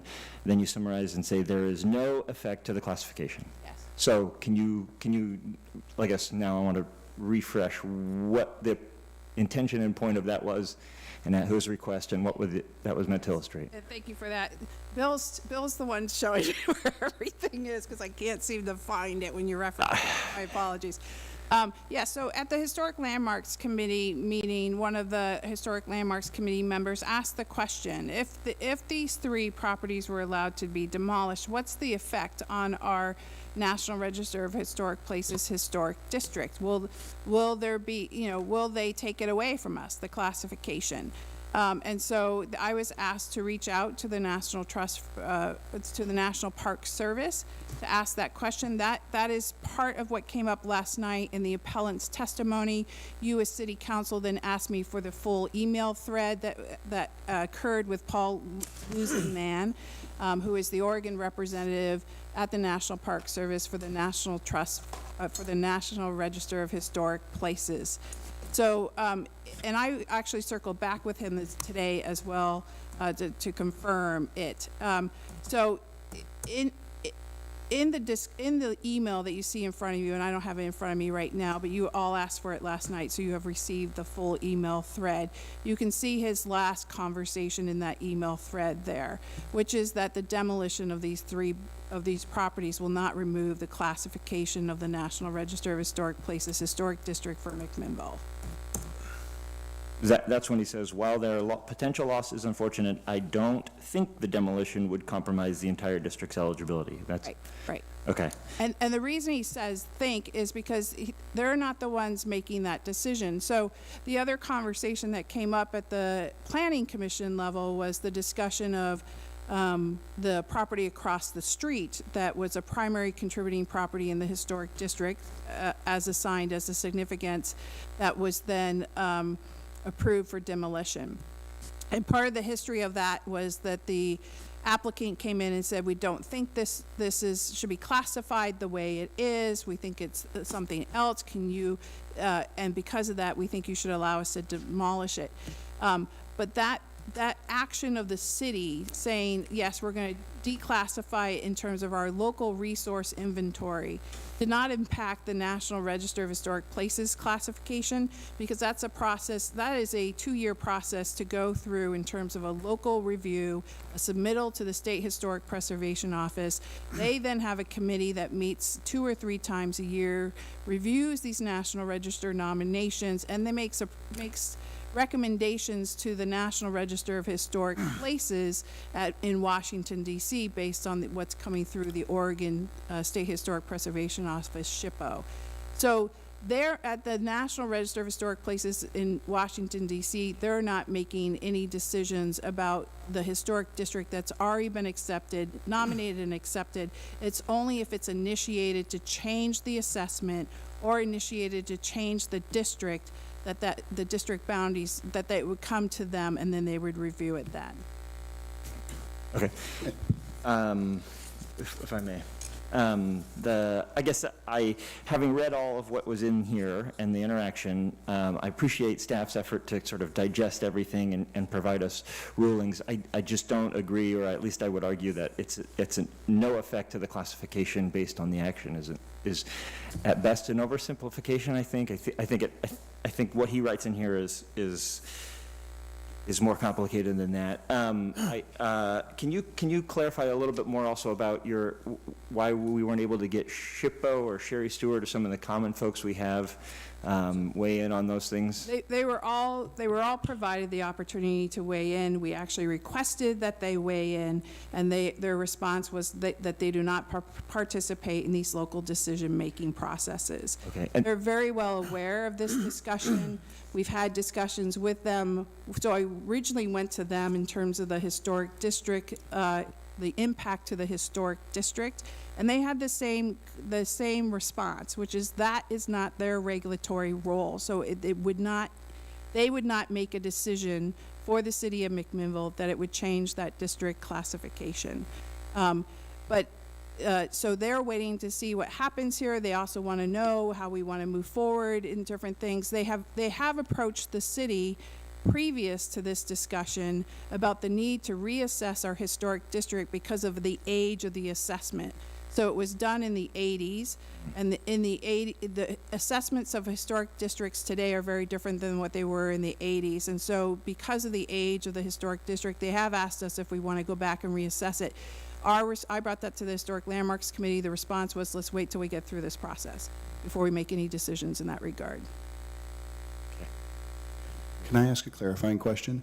Who, and you may have just answered it, but who initiates, or who has the ability to initiate the process that would result in us losing the classification? So, I'll share with you what I understand based on my conversations with the National Park Service and with the SHPO staff. I don't have it in front of me, so I just want to make that clear. We, as the city, can go through that process, and typically that's who it comes from, so that was the reach out to us. My understanding is SHPO can also ask us to go through that process, so we are a certified local government of the State Historic Preservation Office, so we get funds every 2 years to do historic preservation work. They could ask us to use those funds to do this work. In fact, we just went through a process of application with them and asked them, are you asking us to do that? And they said no. So they can ask us to use the funds that we get as grants to do this work if they choose to do so. I think that's it. It could be that somebody locally could also go through that process and send it to the state. What happens is when you write a National Register of Historic Preservation nomination for either an individual property or a district, there's a very regulated way in which to do that. There are people certified to do that. And it can be private side or it can be public side. It goes to the state for review. If it's in the city of McMinnville, they will shoot it back to us for our comments on it.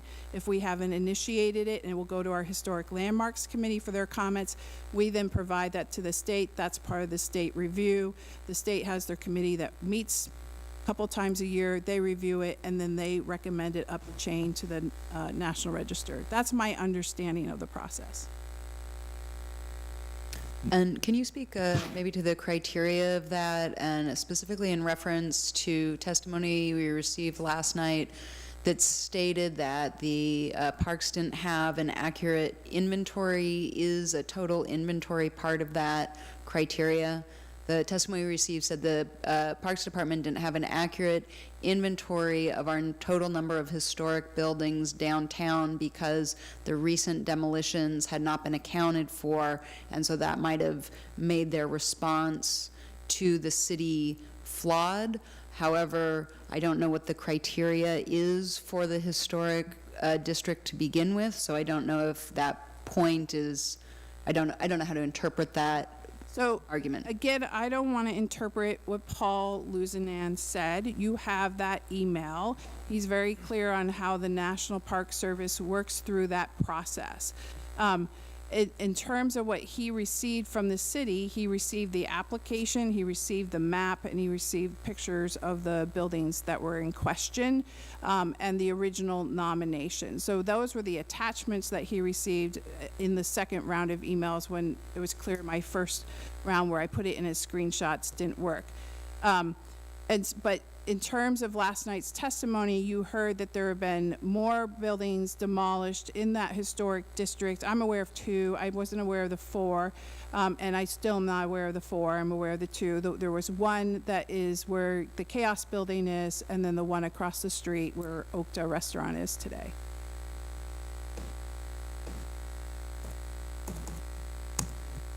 And do you know if quantity or percentage of buildings is a criteria for inclusion on the National Register of Historic Places, or for a district to be included?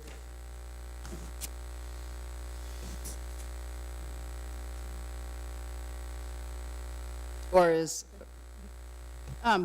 So what I know, and I've written a couple of National Register of Historic Places, Historic District nominations. For those who don't know, I have a master's in historic preservation.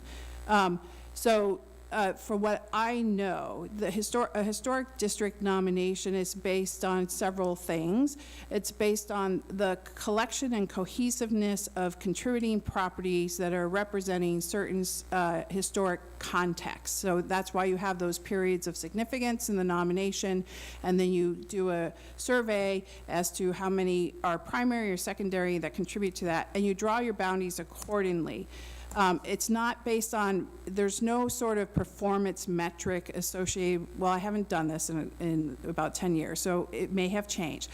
When I was doing it, there was no performance metric as to the percentage of the number of properties that were considered contributing in the historic district. It's really looking at what that cohesion of properties are, the story that they are telling about the historic significance statement for that community. Thank you. Are there more questions specific to this topic? If not, I'm going to let us all take a break. So any other questions? Real briefly, Yeah. is it basically true that with regard to historic preservation of specific buildings, that the requirements that the federal government places are that we have this hearing process, and that most of the actual protections are in city code, not so much in the... Yes. So the National Register of Historic Places is not a regulatory framework. That's an honorary framework. And so being placed on the National Register is intended to be an honor and also a recognition, right? So we're recognizing and we're calling out the significance of this property. There's no regulation associated with that. But there are incentives associated with it. So the federal government has tax credit incentives, which Councilor Menke was talking about earlier, for properties that are on the National Register. They do have regulations associated with those tax incentives, and some of that is in your record as well, what those regulations are. Those come into play when a property is going through the tax incentive program. They must meet those regulations. Here in the state of Oregon, we have the Oregon Administrative Rules, which were recently redone, and that's why we redid our code, which changed it to allow for denial of demolition. And then we have our local codes. That's a slightly different structure than some others. Every state has different structures. And like most regulations, really the teeth is at the local level for most of these types of codes. Wonderful. All right. It is 7:47. We'll go ahead and break until 8 o'clock. Thank you so much. Recording stopped.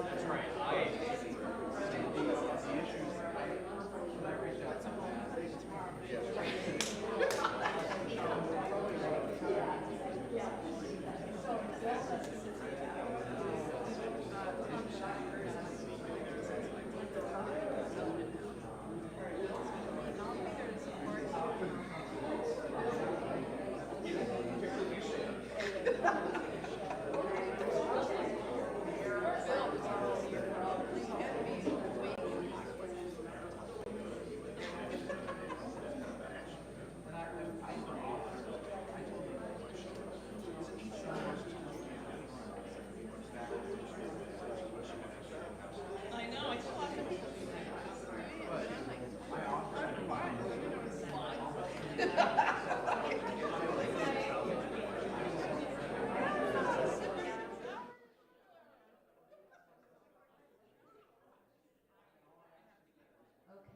7:59. If I could invite everybody to find their chairs. Recording in progress.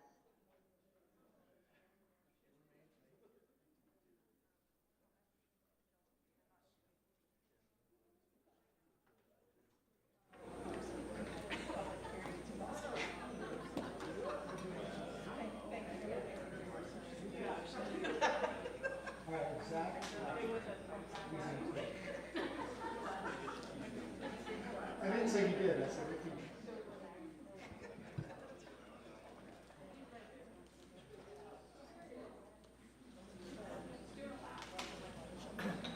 It's a long line at the bunk.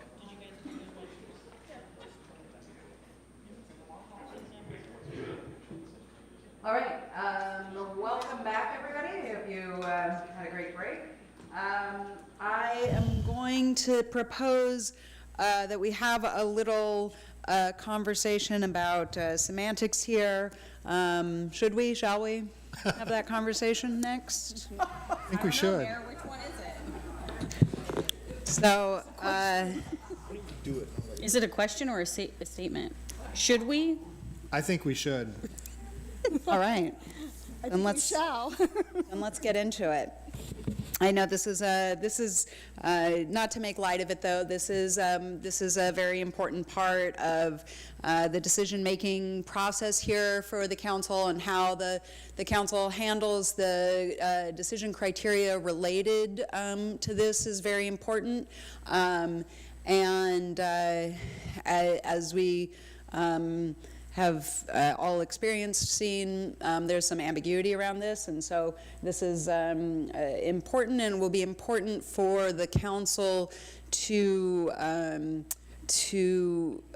come to some sort of either cohesive or majority-leaning decision on what we think this, how this language should be interpreted, so that we can consistently apply then the criteria. So with that, let's.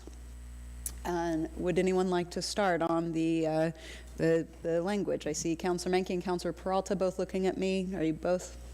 Well, I think it was fairly well discussed within the information that we were given. Should means one thing, shall means the other. Shall means that, yes, you have to do it this way. It's a sort of a must type of situation. Should means you have some leeway. There's some flexibility there. And it's obvious they did take some flexibility in any number of things, which I'm sure is what's bothering many people at the dais at the moment. It bothered me less, I guess, maybe. You, Councilor Peralta? I mean, yeah, I agree. It should, I mean, really what the question is the ramifications of what should or shall are in terms of our decision. And in my view, if it was should, if it was shall, I'd have a really, really hard time, if not an impossible time, to support this because of the massing of the property. Because it's clearly, at least in my mind, it's so much bigger than everything else in the block and the other criteria that we have to evaluate. If it should, I can't get there, but that's not what they did. If it's shall, that I have a hard time getting there, but with should, they clearly intended to have ambiguity for exceptional circumstances, in my mind. And this, going from a $2.2 million property to a $60 million property is a pretty exceptional circumstance. So I think that what they've given us in the code, as Chris mentioned earlier, is leeway to make this decision consistent with the planning goals, ordinances, et cetera. Thank you. Anybody at this end of the dais? Councilor Gary?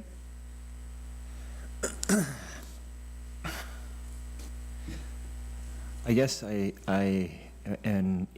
reviewing the previous history of our application of this set of criteria, And when we do prop up should and should statements as guidelines we ask to be followed, I find that it equally a compelling argument to me that while should is not a end-all be-all standard, it's part of an overall cohesive roadmap, as we've heard it referred to.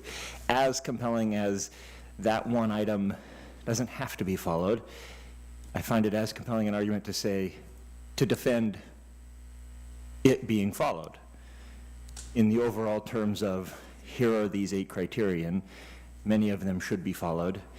If it isn't, or if it is, I find it as equally defensible. I've found it that it was not dissected as such in the first federal decision on, and the language of should in the findings was written in agreement with the assessment about no other, of just an analysis of the applicant's analysis of the buildings on that block in that should statement was agreed to by the city in our findings. And so in that instance, the should statement was adhered to by the applicant and agreed upon by staff. So I guess that's my analysis of the should and shall, is as equally I find it sort of letter of the law enforceable, I find it defendable and non-defendable. That makes sense. Clear as mud. Yeah. Counselor Payne. Thank you. I understand the committee was created relatively recently, so I guess I would question whether they were considering the potential of the should and shalls to be considered for a multi-lot building design. So that's one thing I want to consider. And then the should being open to interpretation, the massing, what's within reason is that I can't. I'm done. Sorry. Thank you. Counselor Menke? I guess I go back to when they were kind of originally, there was this opportunity for change, and they didn't restrict the building height. They left it at 80 feet. That was kind of a should type of thing, and actually it's pretty concrete. It has to be at 80, at least by that rule. It's a shall thing. But there was opportunity there to change it, and they chose not to. So as far as the height's concerned, I don't think there's any problem with the height. Now, the overall largeness of the overall thing, I mean, if you look at 3rd Street before the Gwendolyn was ever mentioned, you're looking at the Oregon Hotel, which is 4 stories plus a rooftop amenity.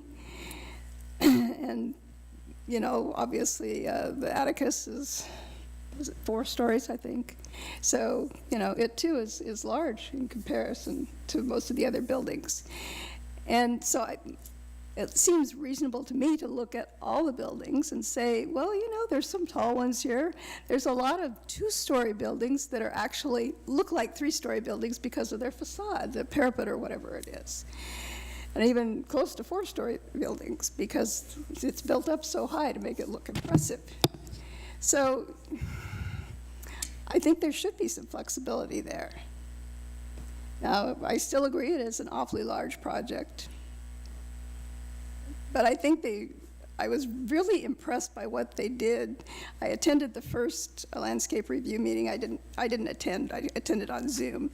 But I listened to it, and I was really impressed with, not the first one, but it must have been the second one, with how they came back with an entirely different format where they'd broken the building up into 3 parts. They set things back, the 3rd, 4th, and whatever floors were set back substantially. They'd really made an effort to make this a a reasonable project, something that, you could kind of get your arms around. It was also set in a place where there'd also been a tremendous amount of restoration of another building across the street from it, the old Taylor Dell Hardware, that they'd gone in and done a lot of seismic retrofit, done a tremendous job, and I can only imagine what it cost. I've seen some of it, and it's just absolutely beautiful. But, it's in an area where there has been some kind of urban renewal, so to speak. And so I think there's a certain amount of latitude in this where we're saying, some of these buildings are really beyond where they're useful at this point. And without a tremendous amount of work, and some people are willing to do it, some people aren't. There's got to be some leeway here to make this a feasible project and make it for the betterment of the city of McMinnville. Council President Garvin, would you like to weigh in on this conversation? Yeah, I'd fall more along the lines of Councilor Geary and in the context of this and massing and how that relates to our findings throughout the evening tonight. I would just land where Councilor Geary was at with it, and I do feel that it gives you the ability of flexibility, but I don't think it gives you the ability to be eight times the size of anything else on the block. Thank you. At this point, does the council have any other points they would like to specifically discuss or ask questions of staff? Councilor Chenoweth? Well, I do just want to say, in regards to that last comment, we do need to keep in mind that it's 3 buildings, and you're comparing, when you say 8 times the size of any other building on the block, you're comparing all 3 together to one lot. So you're comparing 3 lots of size to 1 lot of size. So it's not really 8 times the size of any other building on the block, particularly since they're designing it in such a way to appear as 3 separate buildings. So I think in terms of aesthetics, when you're looking at the buildings, it's not really going to be, from a visual standpoint, 8 times the size of any other building on the block. It's going to be substantially bigger, and don't get me wrong, I'm not saying that massing isn't an issue for me, but I do think that is not really an accurate portrayal of what we're looking at in this project. Councilor Geary? Forgive me. The plan, as I understand it, for the construction of the new building is to build 1 building that appears as 3 separate buildings. Correct, across So it's 3 lots. Currently, to create 1 building on 1 lot. Sure, but it's over a spacing of 3 lots, so it's not really, if you're, from my perspective, and you're talking about visual comparison, you're not going to be, I would not compare it the way that that's being compared. I would compare that as, essentially, I'm going to look at, if I'm standing on 4th Street looking across the top of one of the buildings that's remaining, I'm going to be looking at the building that's directly to the other side of that, the portion of that building, which is just 1/3 of it, roughly. So I just don't think it's fair to say 8 times the size. It's going to be substantially larger, yes. But I think just that's not a really accurate description of what your eye is going to perceive when that building's built. So I'll just close with, I hear what you're saying on how you will perceive it. I disagree with the statement that it is 3 separate buildings, because they propose specifically to create 1 building on 1 lot. So you're moving from the demolition to the new construction, which is 1 building on 1 lot. So that's the fact of that one. But the perception of what you are going to see is yours to have. But I do believe it is 8 times larger. Go ahead. Okay, we're going to go to Council President Garvin and then Councilor Menke. Thank you, Mayor. I just wanted to clarify something with Councilor Chenoweth. Even if we took the other 2 remaining buildings and combining them, which would create about $250,000 to the $1 million, you'd still be 4 times the size. I would still stand by my statement that it's 8 times the size of an adjacent building on the block, but even using the context you shared, Councillor Chenoweth, you would still be 4 times the size from my understanding of what you were trying to portray. Counselor Menke? I just wanted to check with Heather. Will there still be 3 lots there when they're done? Or will you condense it into 1 lot?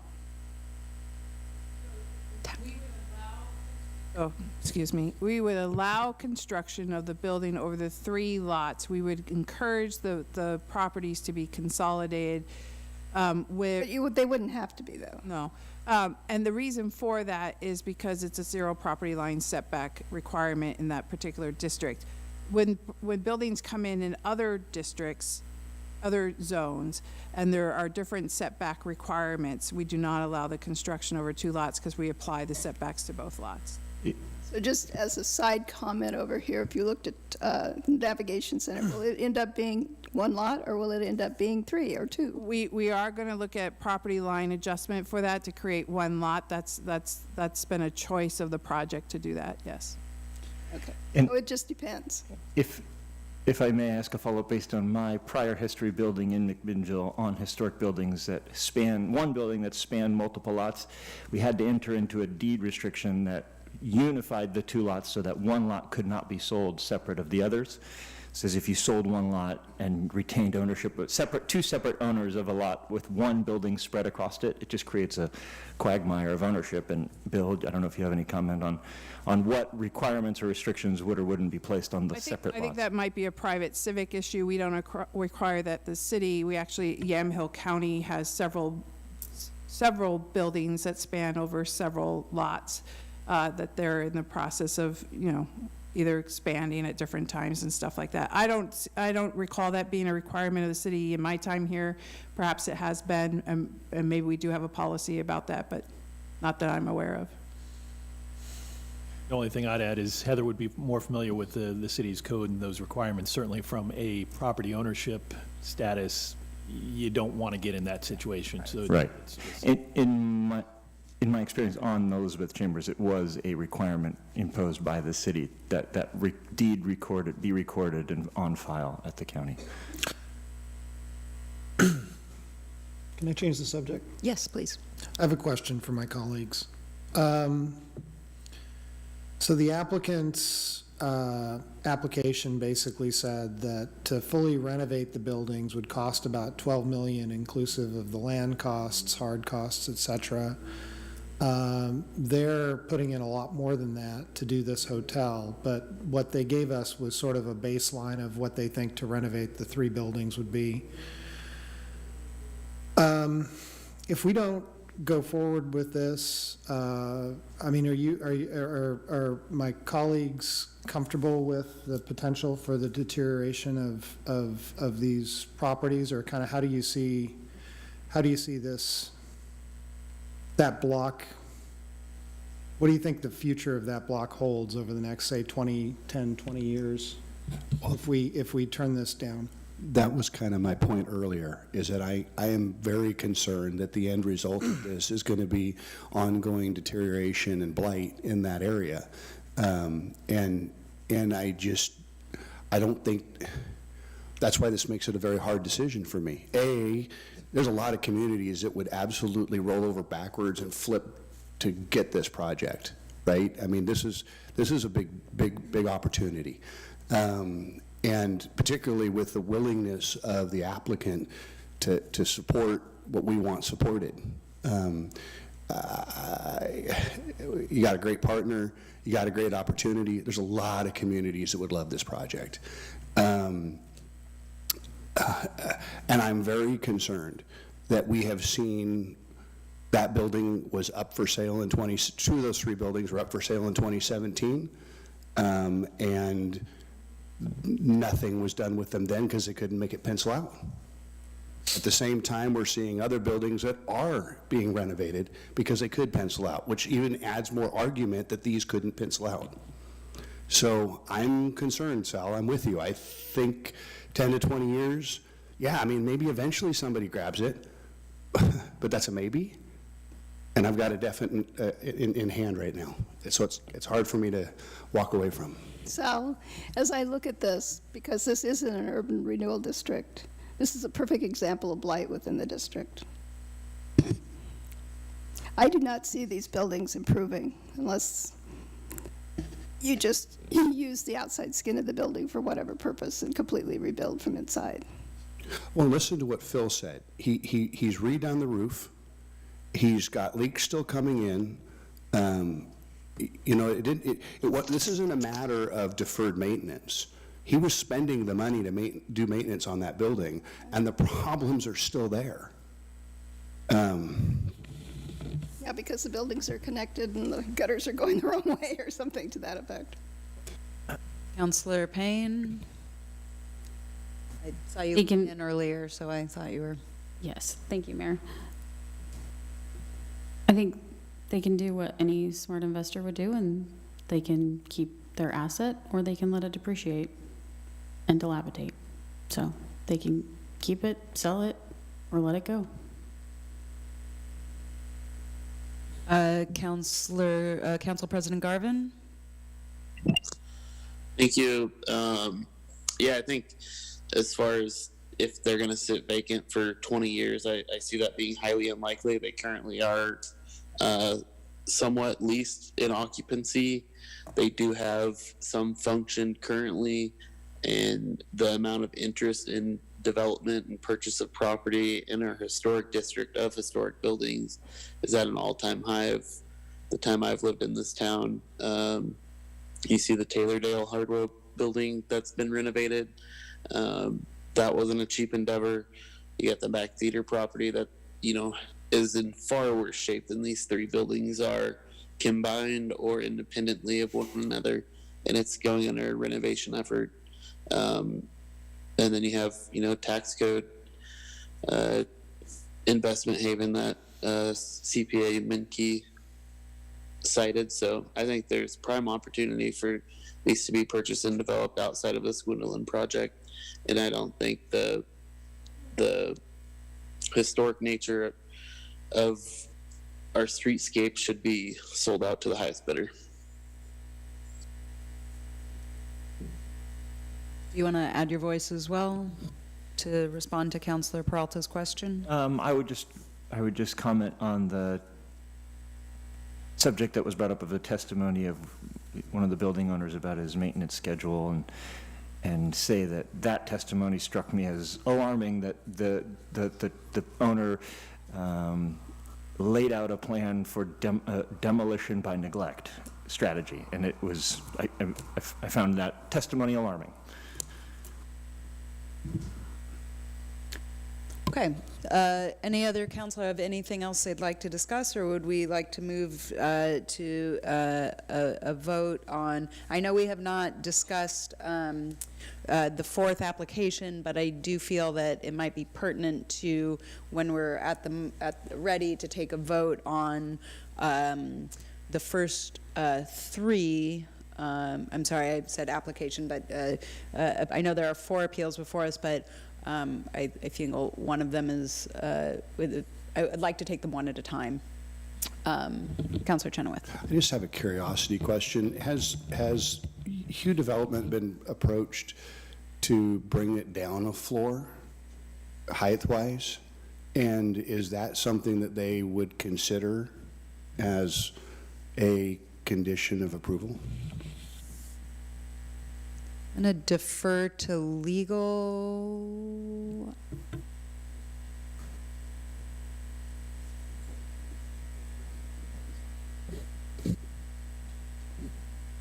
So in the record, the Planning Commission did ask that question.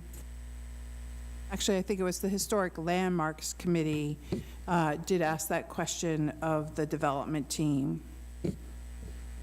And the development team responded that was not a possibility for them. Is that still the case? I think that would be considered new evidence entered into the record, and so we can't actually ask for an answer to that question. Thank you. Any other counselor conversation or questions I'll just give it one moment. I see a lot of people kind of deep in thought.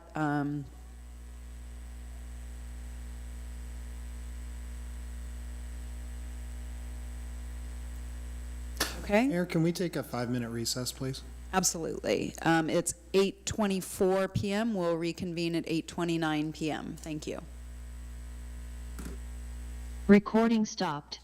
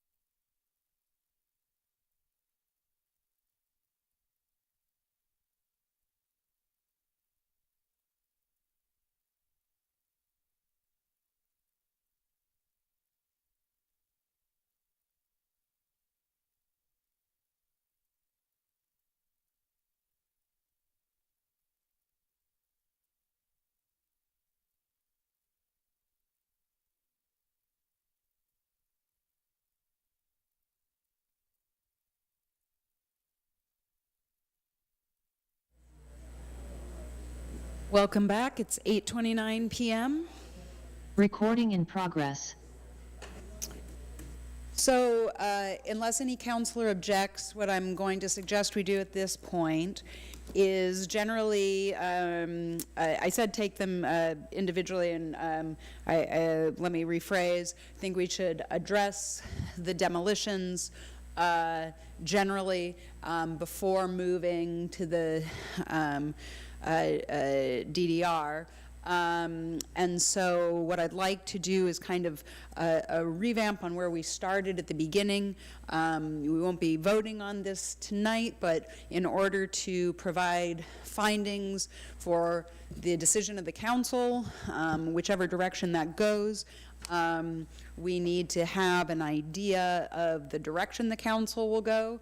And so I'm going to once again kind of go around, and I don't need you, and if you would like to relate it back to the findings, you don't have to lay them all out specifically, but you can reference them as what is leading you towards that direction. I would encourage you to refrain from trying to write or redefine the findings, and I would also encourage you to be kind of general in the sense of, I'm going to use the example that our legal counsel just used with me. If you have if you'd like to discuss massing, for instance, on however your vote is leaning, that you reference the massing as opposed to giving the exact specificity as some of the conversation that we've had tonight, if that makes sense. Yes, wonderful. Okay. So I'm gonna go to my right again. Councilor Menke, would you be leaning towards approval or denial of the appeal? Right? Because that's what I want to get. I want to make sure we get this correct. I understand. I am not trying to confuse the language, but what we have in front of us is an appeal. So I want to make sure that our language is clear. We are considering tonight the appeal of the Planning Commission approval of 4 land use decisions. So I don't want to trip us up on language here, but we are considering the appeal. And so would you generally state that you are in support or disapproval of the appeal? I am in disapproval of the appeal because I feel the properties are basically blight within an urban renewal district. Their condition is extremely poor. They're, I think, over 100 years old, or very close to it on a couple of them. They have very little historical integrity, quite frankly. There's a lot of different buildings, I'm sure, in town that would lead you on the automobile history, so I just don't believe that that's that significant. And what there is of significance, I think, can be brought forth and used within the new building. I just don't feel that I personally don't feel that they have that much value to the community. I think the economic consequences, well, I think having them demolished would probably lead to very good economic consequences in general for the community. There seems to be an interest in actually helping the community with affordable housing in some format, and to be an educator in tourism and that sort of. I'll ask the gallery to remain silent. Thank you. They're not particularly rare in design. There's very little as far as personal builders or, a historic figure as a part of this that would be significant. So, yeah, I am in denial of the appeal. Thank you. Councilor Payne. I support the appeal based on the fact that when, in reviewing the historical documents for the permit filings and the Historical Landmarks Committee and the Planning Commission's reviews and previous findings,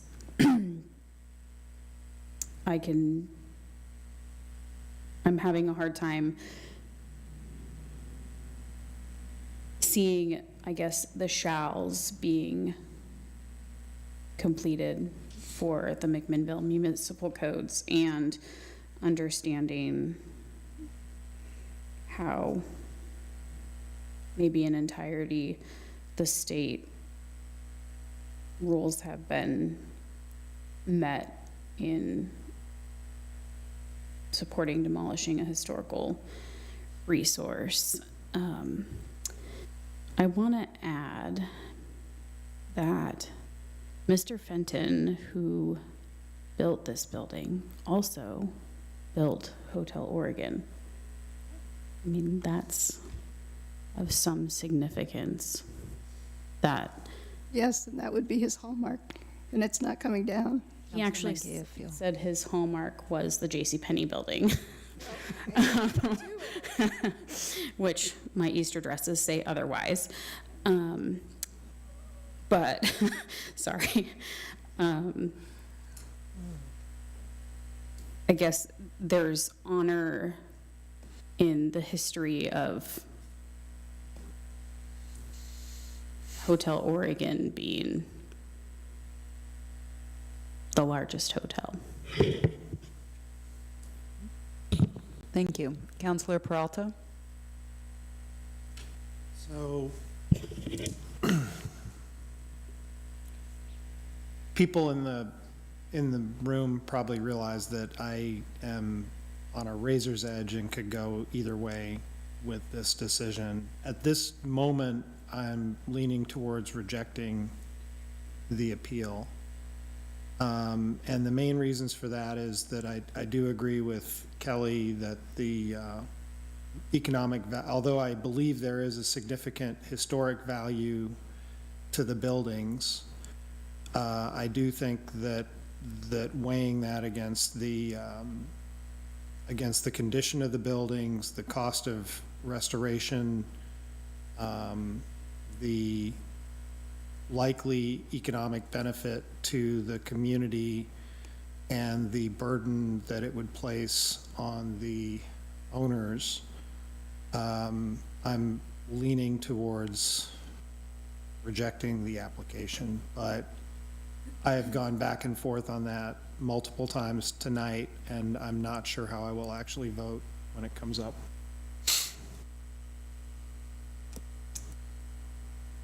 Councilor Chenoweth? I think I'm leaning toward rejecting the appeal. I feel like we are looking at an opportunity to rehab 3 buildings that desperately need rehabilitation. I feel like we have a tremendous partner opportunity in who's bringing it to the table. I look at the Taylor Dale remodel, and I don't see an asset that the local community can afford to utilize or enjoy for the most part. And if that's the model for rehabilitation of our existing buildings, I don't see a huge difference here. I tend, it's a hard one for me because I love my town. I grew up here, and downtown McMinnville is going to be forever changed. So as you've heard me being kind of somewhat tortured through this discussion, it's a hard decision for me, but yeah, I would lean toward rejecting the appeal. Counselor Gary? Without much struggle, I would be in favor of upholding the appeal and rejecting the demolition approval. And I think if it's a weighing of the value of preservation of the structures versus tearing down, the evidence is in preponderance that those are still significantly contributing to the overall preservation and historic character and charm of the downtown, and the value of tearing those down would not be of value to the overall character of the downtown, and find no compelling reason to approve a demolition. thank you. And Council President Garvin? Thank you, Mayor. Yeah, I would side with the appeal, and the reasons for that is more than anything, I feel if these buildings can't be upheld and denying the demolition of them, we as council and as future councils for this city have no reason to deny the demolition of any other buildings in the historic district among 3rd Street. We have one that's a primary significance, 2 that are secondary, and if, for lack of a better term, this is Pandora's box. So if we approve these, it's 3rd Street's up for bid, and other things are welcome to be demolished. So for that reason alone, I would side with the appeal and deny the demolition of these 3 buildings.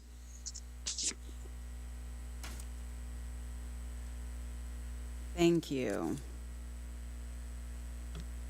I won't tell you how many times I asked the universe for not this.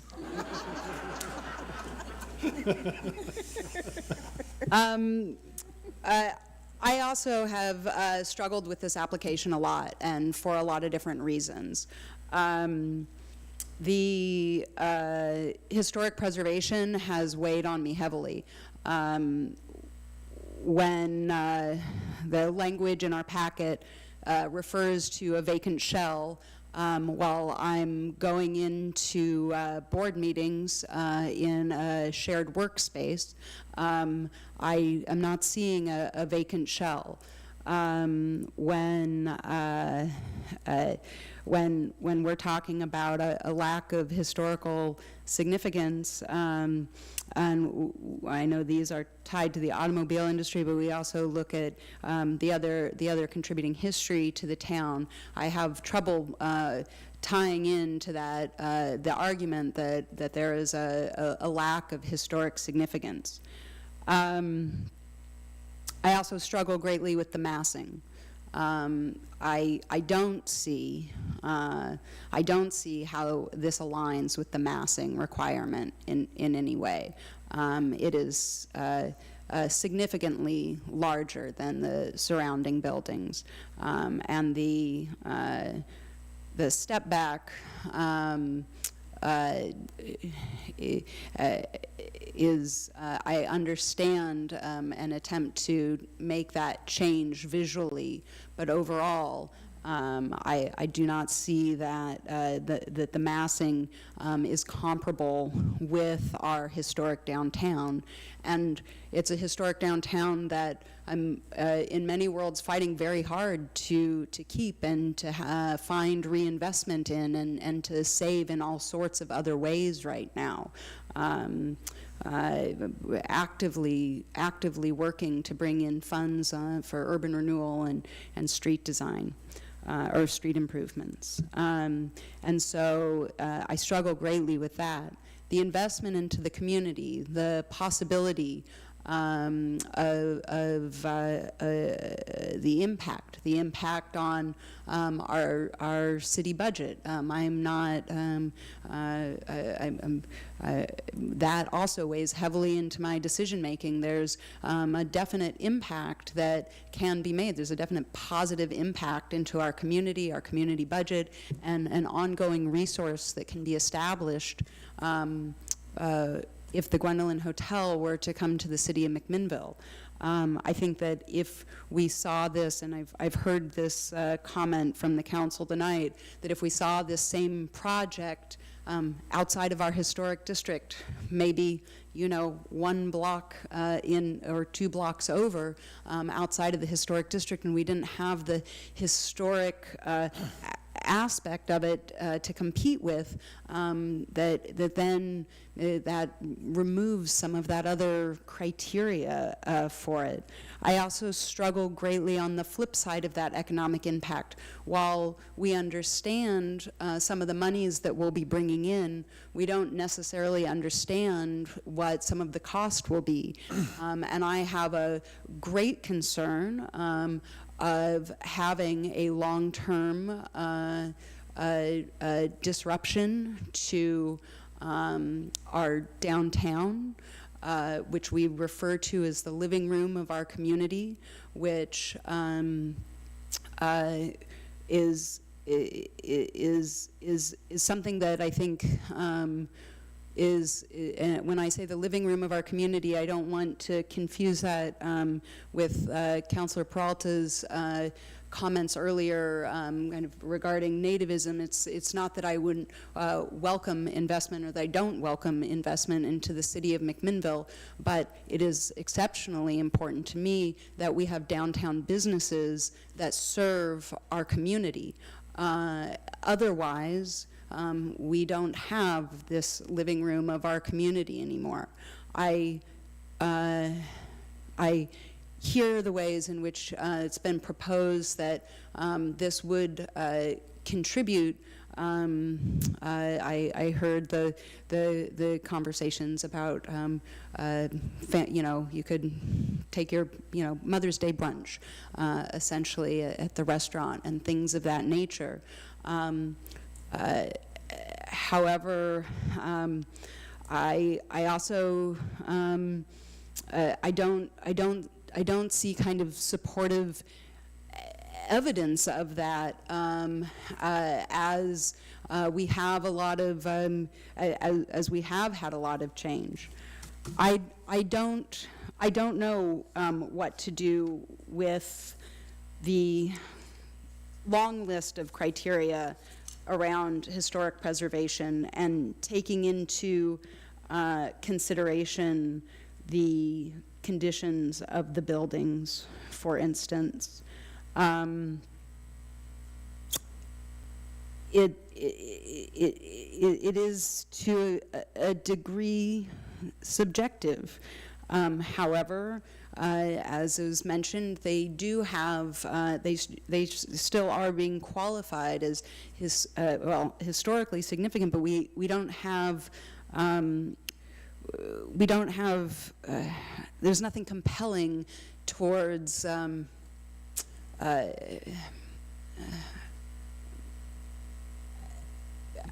I don't feel we've received compelling evidence that says that the only option to move forward is the demolition of these buildings. And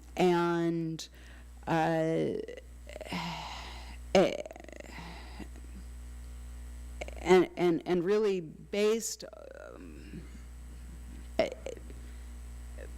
on the historic preservation of the buildings, largely, based on the massing, especially, and then because I do not feel there has been a compelling argument in which the economic favor to the community is to tear down the buildings. In other words, I feel that that's a question that's out there.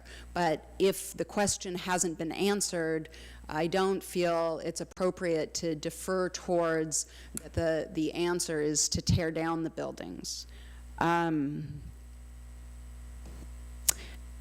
And you know, as we work so hard to invite new investment into our community, more jobs into our community, more partners into our community. This is, I would say, I would agree with Councillor Chenoweth, who said at the beginning of the meeting, he said this he thinks is the hardest decision he's made. I don't know that it's the hardest, but it's definitely in the top 2 or 3, and it may be at place number 1. But there are decisions that we're called upon to make here that are that are exceptionally difficult. Lastly, on the language of the should and the shall, I try always to go to primary sources, and on this, the primary source material we had before us was the recollections of those who wrote the code, but even that gives me pause, and for 2 reasons. One is that I spent some time just trying to really understand how that language is meant to be interpreted. What are dictionary definitions of that language? And honestly, they interrelate regularly. Should and shall. In one definition, should's even just the past tense of shall. But it's ought to, and I've thought about this in terms of a roadmap. If we're trying to get somewhere, and we have this visioning, this strategic plan, and we talk about where we want to go, and the kind of visual that I had as I've been wrestling with this is I imagined being in a car with somebody and saying, you should turn left here. And they didn't, and I still knew we could get there. And then I came to the next place, and we said, okay, well, you should go this direction now. And they chose not to do that. And I said, oh, well, we can still get there. And then we said, okay, well, now you should really turn here. And if that decision still wasn't made, that we really weren't going to get there. Because the direction that the city is given isn't being followed. I wish that this application was before us in a way that it was easy to approve. But that is not the case. And so I find myself leaning more towards upholding the appeal of the demolition applications that are before us. Would you like us to also discuss the DDR, because we are coming back for a vote, and we do have counselors on the fence, and just because of what you've heard tonight, I don't feel that that's a guarantee that that's how the council will vote ultimately, and this is not a vote. True. What I was going to say, that if these buildings aren't demolished, there's no reason to move forward with the DDR. However, as you said, several counselors have expressed how difficult and how on the knife edge, I believe Councilor Peralta said, it is, and so it may be worthwhile to talk about whether there is, where the outcome on the DDR would come if there is a change. Yes, I think we should as well. I have a comment Just on that. for Yeah. clarification, the counselors, I think, that felt conflict were not the ones that were upholding the appeal. That's right. Oh. Council President Garvin? Yeah, this question's for, I believe, Bill. As far as the DDR goes, can we put conditions in the DDR in the instance that council would vote the way that it was kind of polled here tonight, and the applicant appeals it to LUBA, then those DDR conditions we put in tonight would be upheld with a LUBA ruling if they reverse their council decision, or would that LUBA ruling just put back the DDR conditions in the planning commission?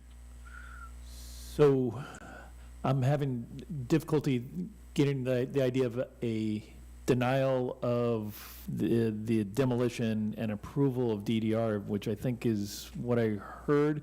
Certainly to the extent there's a denial of the demo and someone were to take it to LUBA and it gets remanded, we'd have the ability to consider the entire application. Yes and no. I still think probably the DDR will get denied as well, but I'm saying Right. if they were successful in an appeal of LUBA, would our DDR conditions stand, or would it be the Planning Commission's DDRs that would stand if they were successful at LUBA?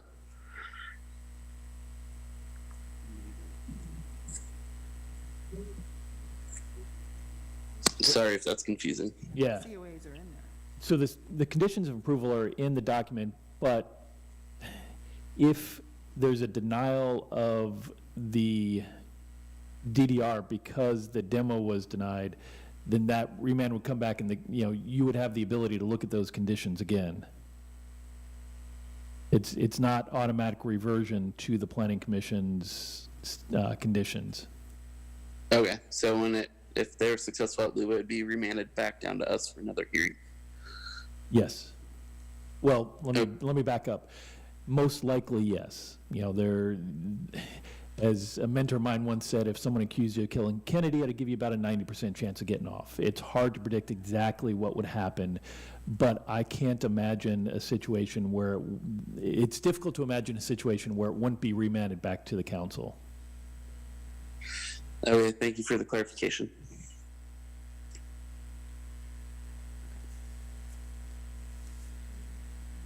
We will have a special called city council meeting on Friday, May 5th at 4 p.m. to hear the first and possible second reading of the ordinance for this project. If there is no unanimous decision made on May 5th, there will be a second reading of the ordinance at a special called city council meeting on Monday, May 8th at 4 p.m.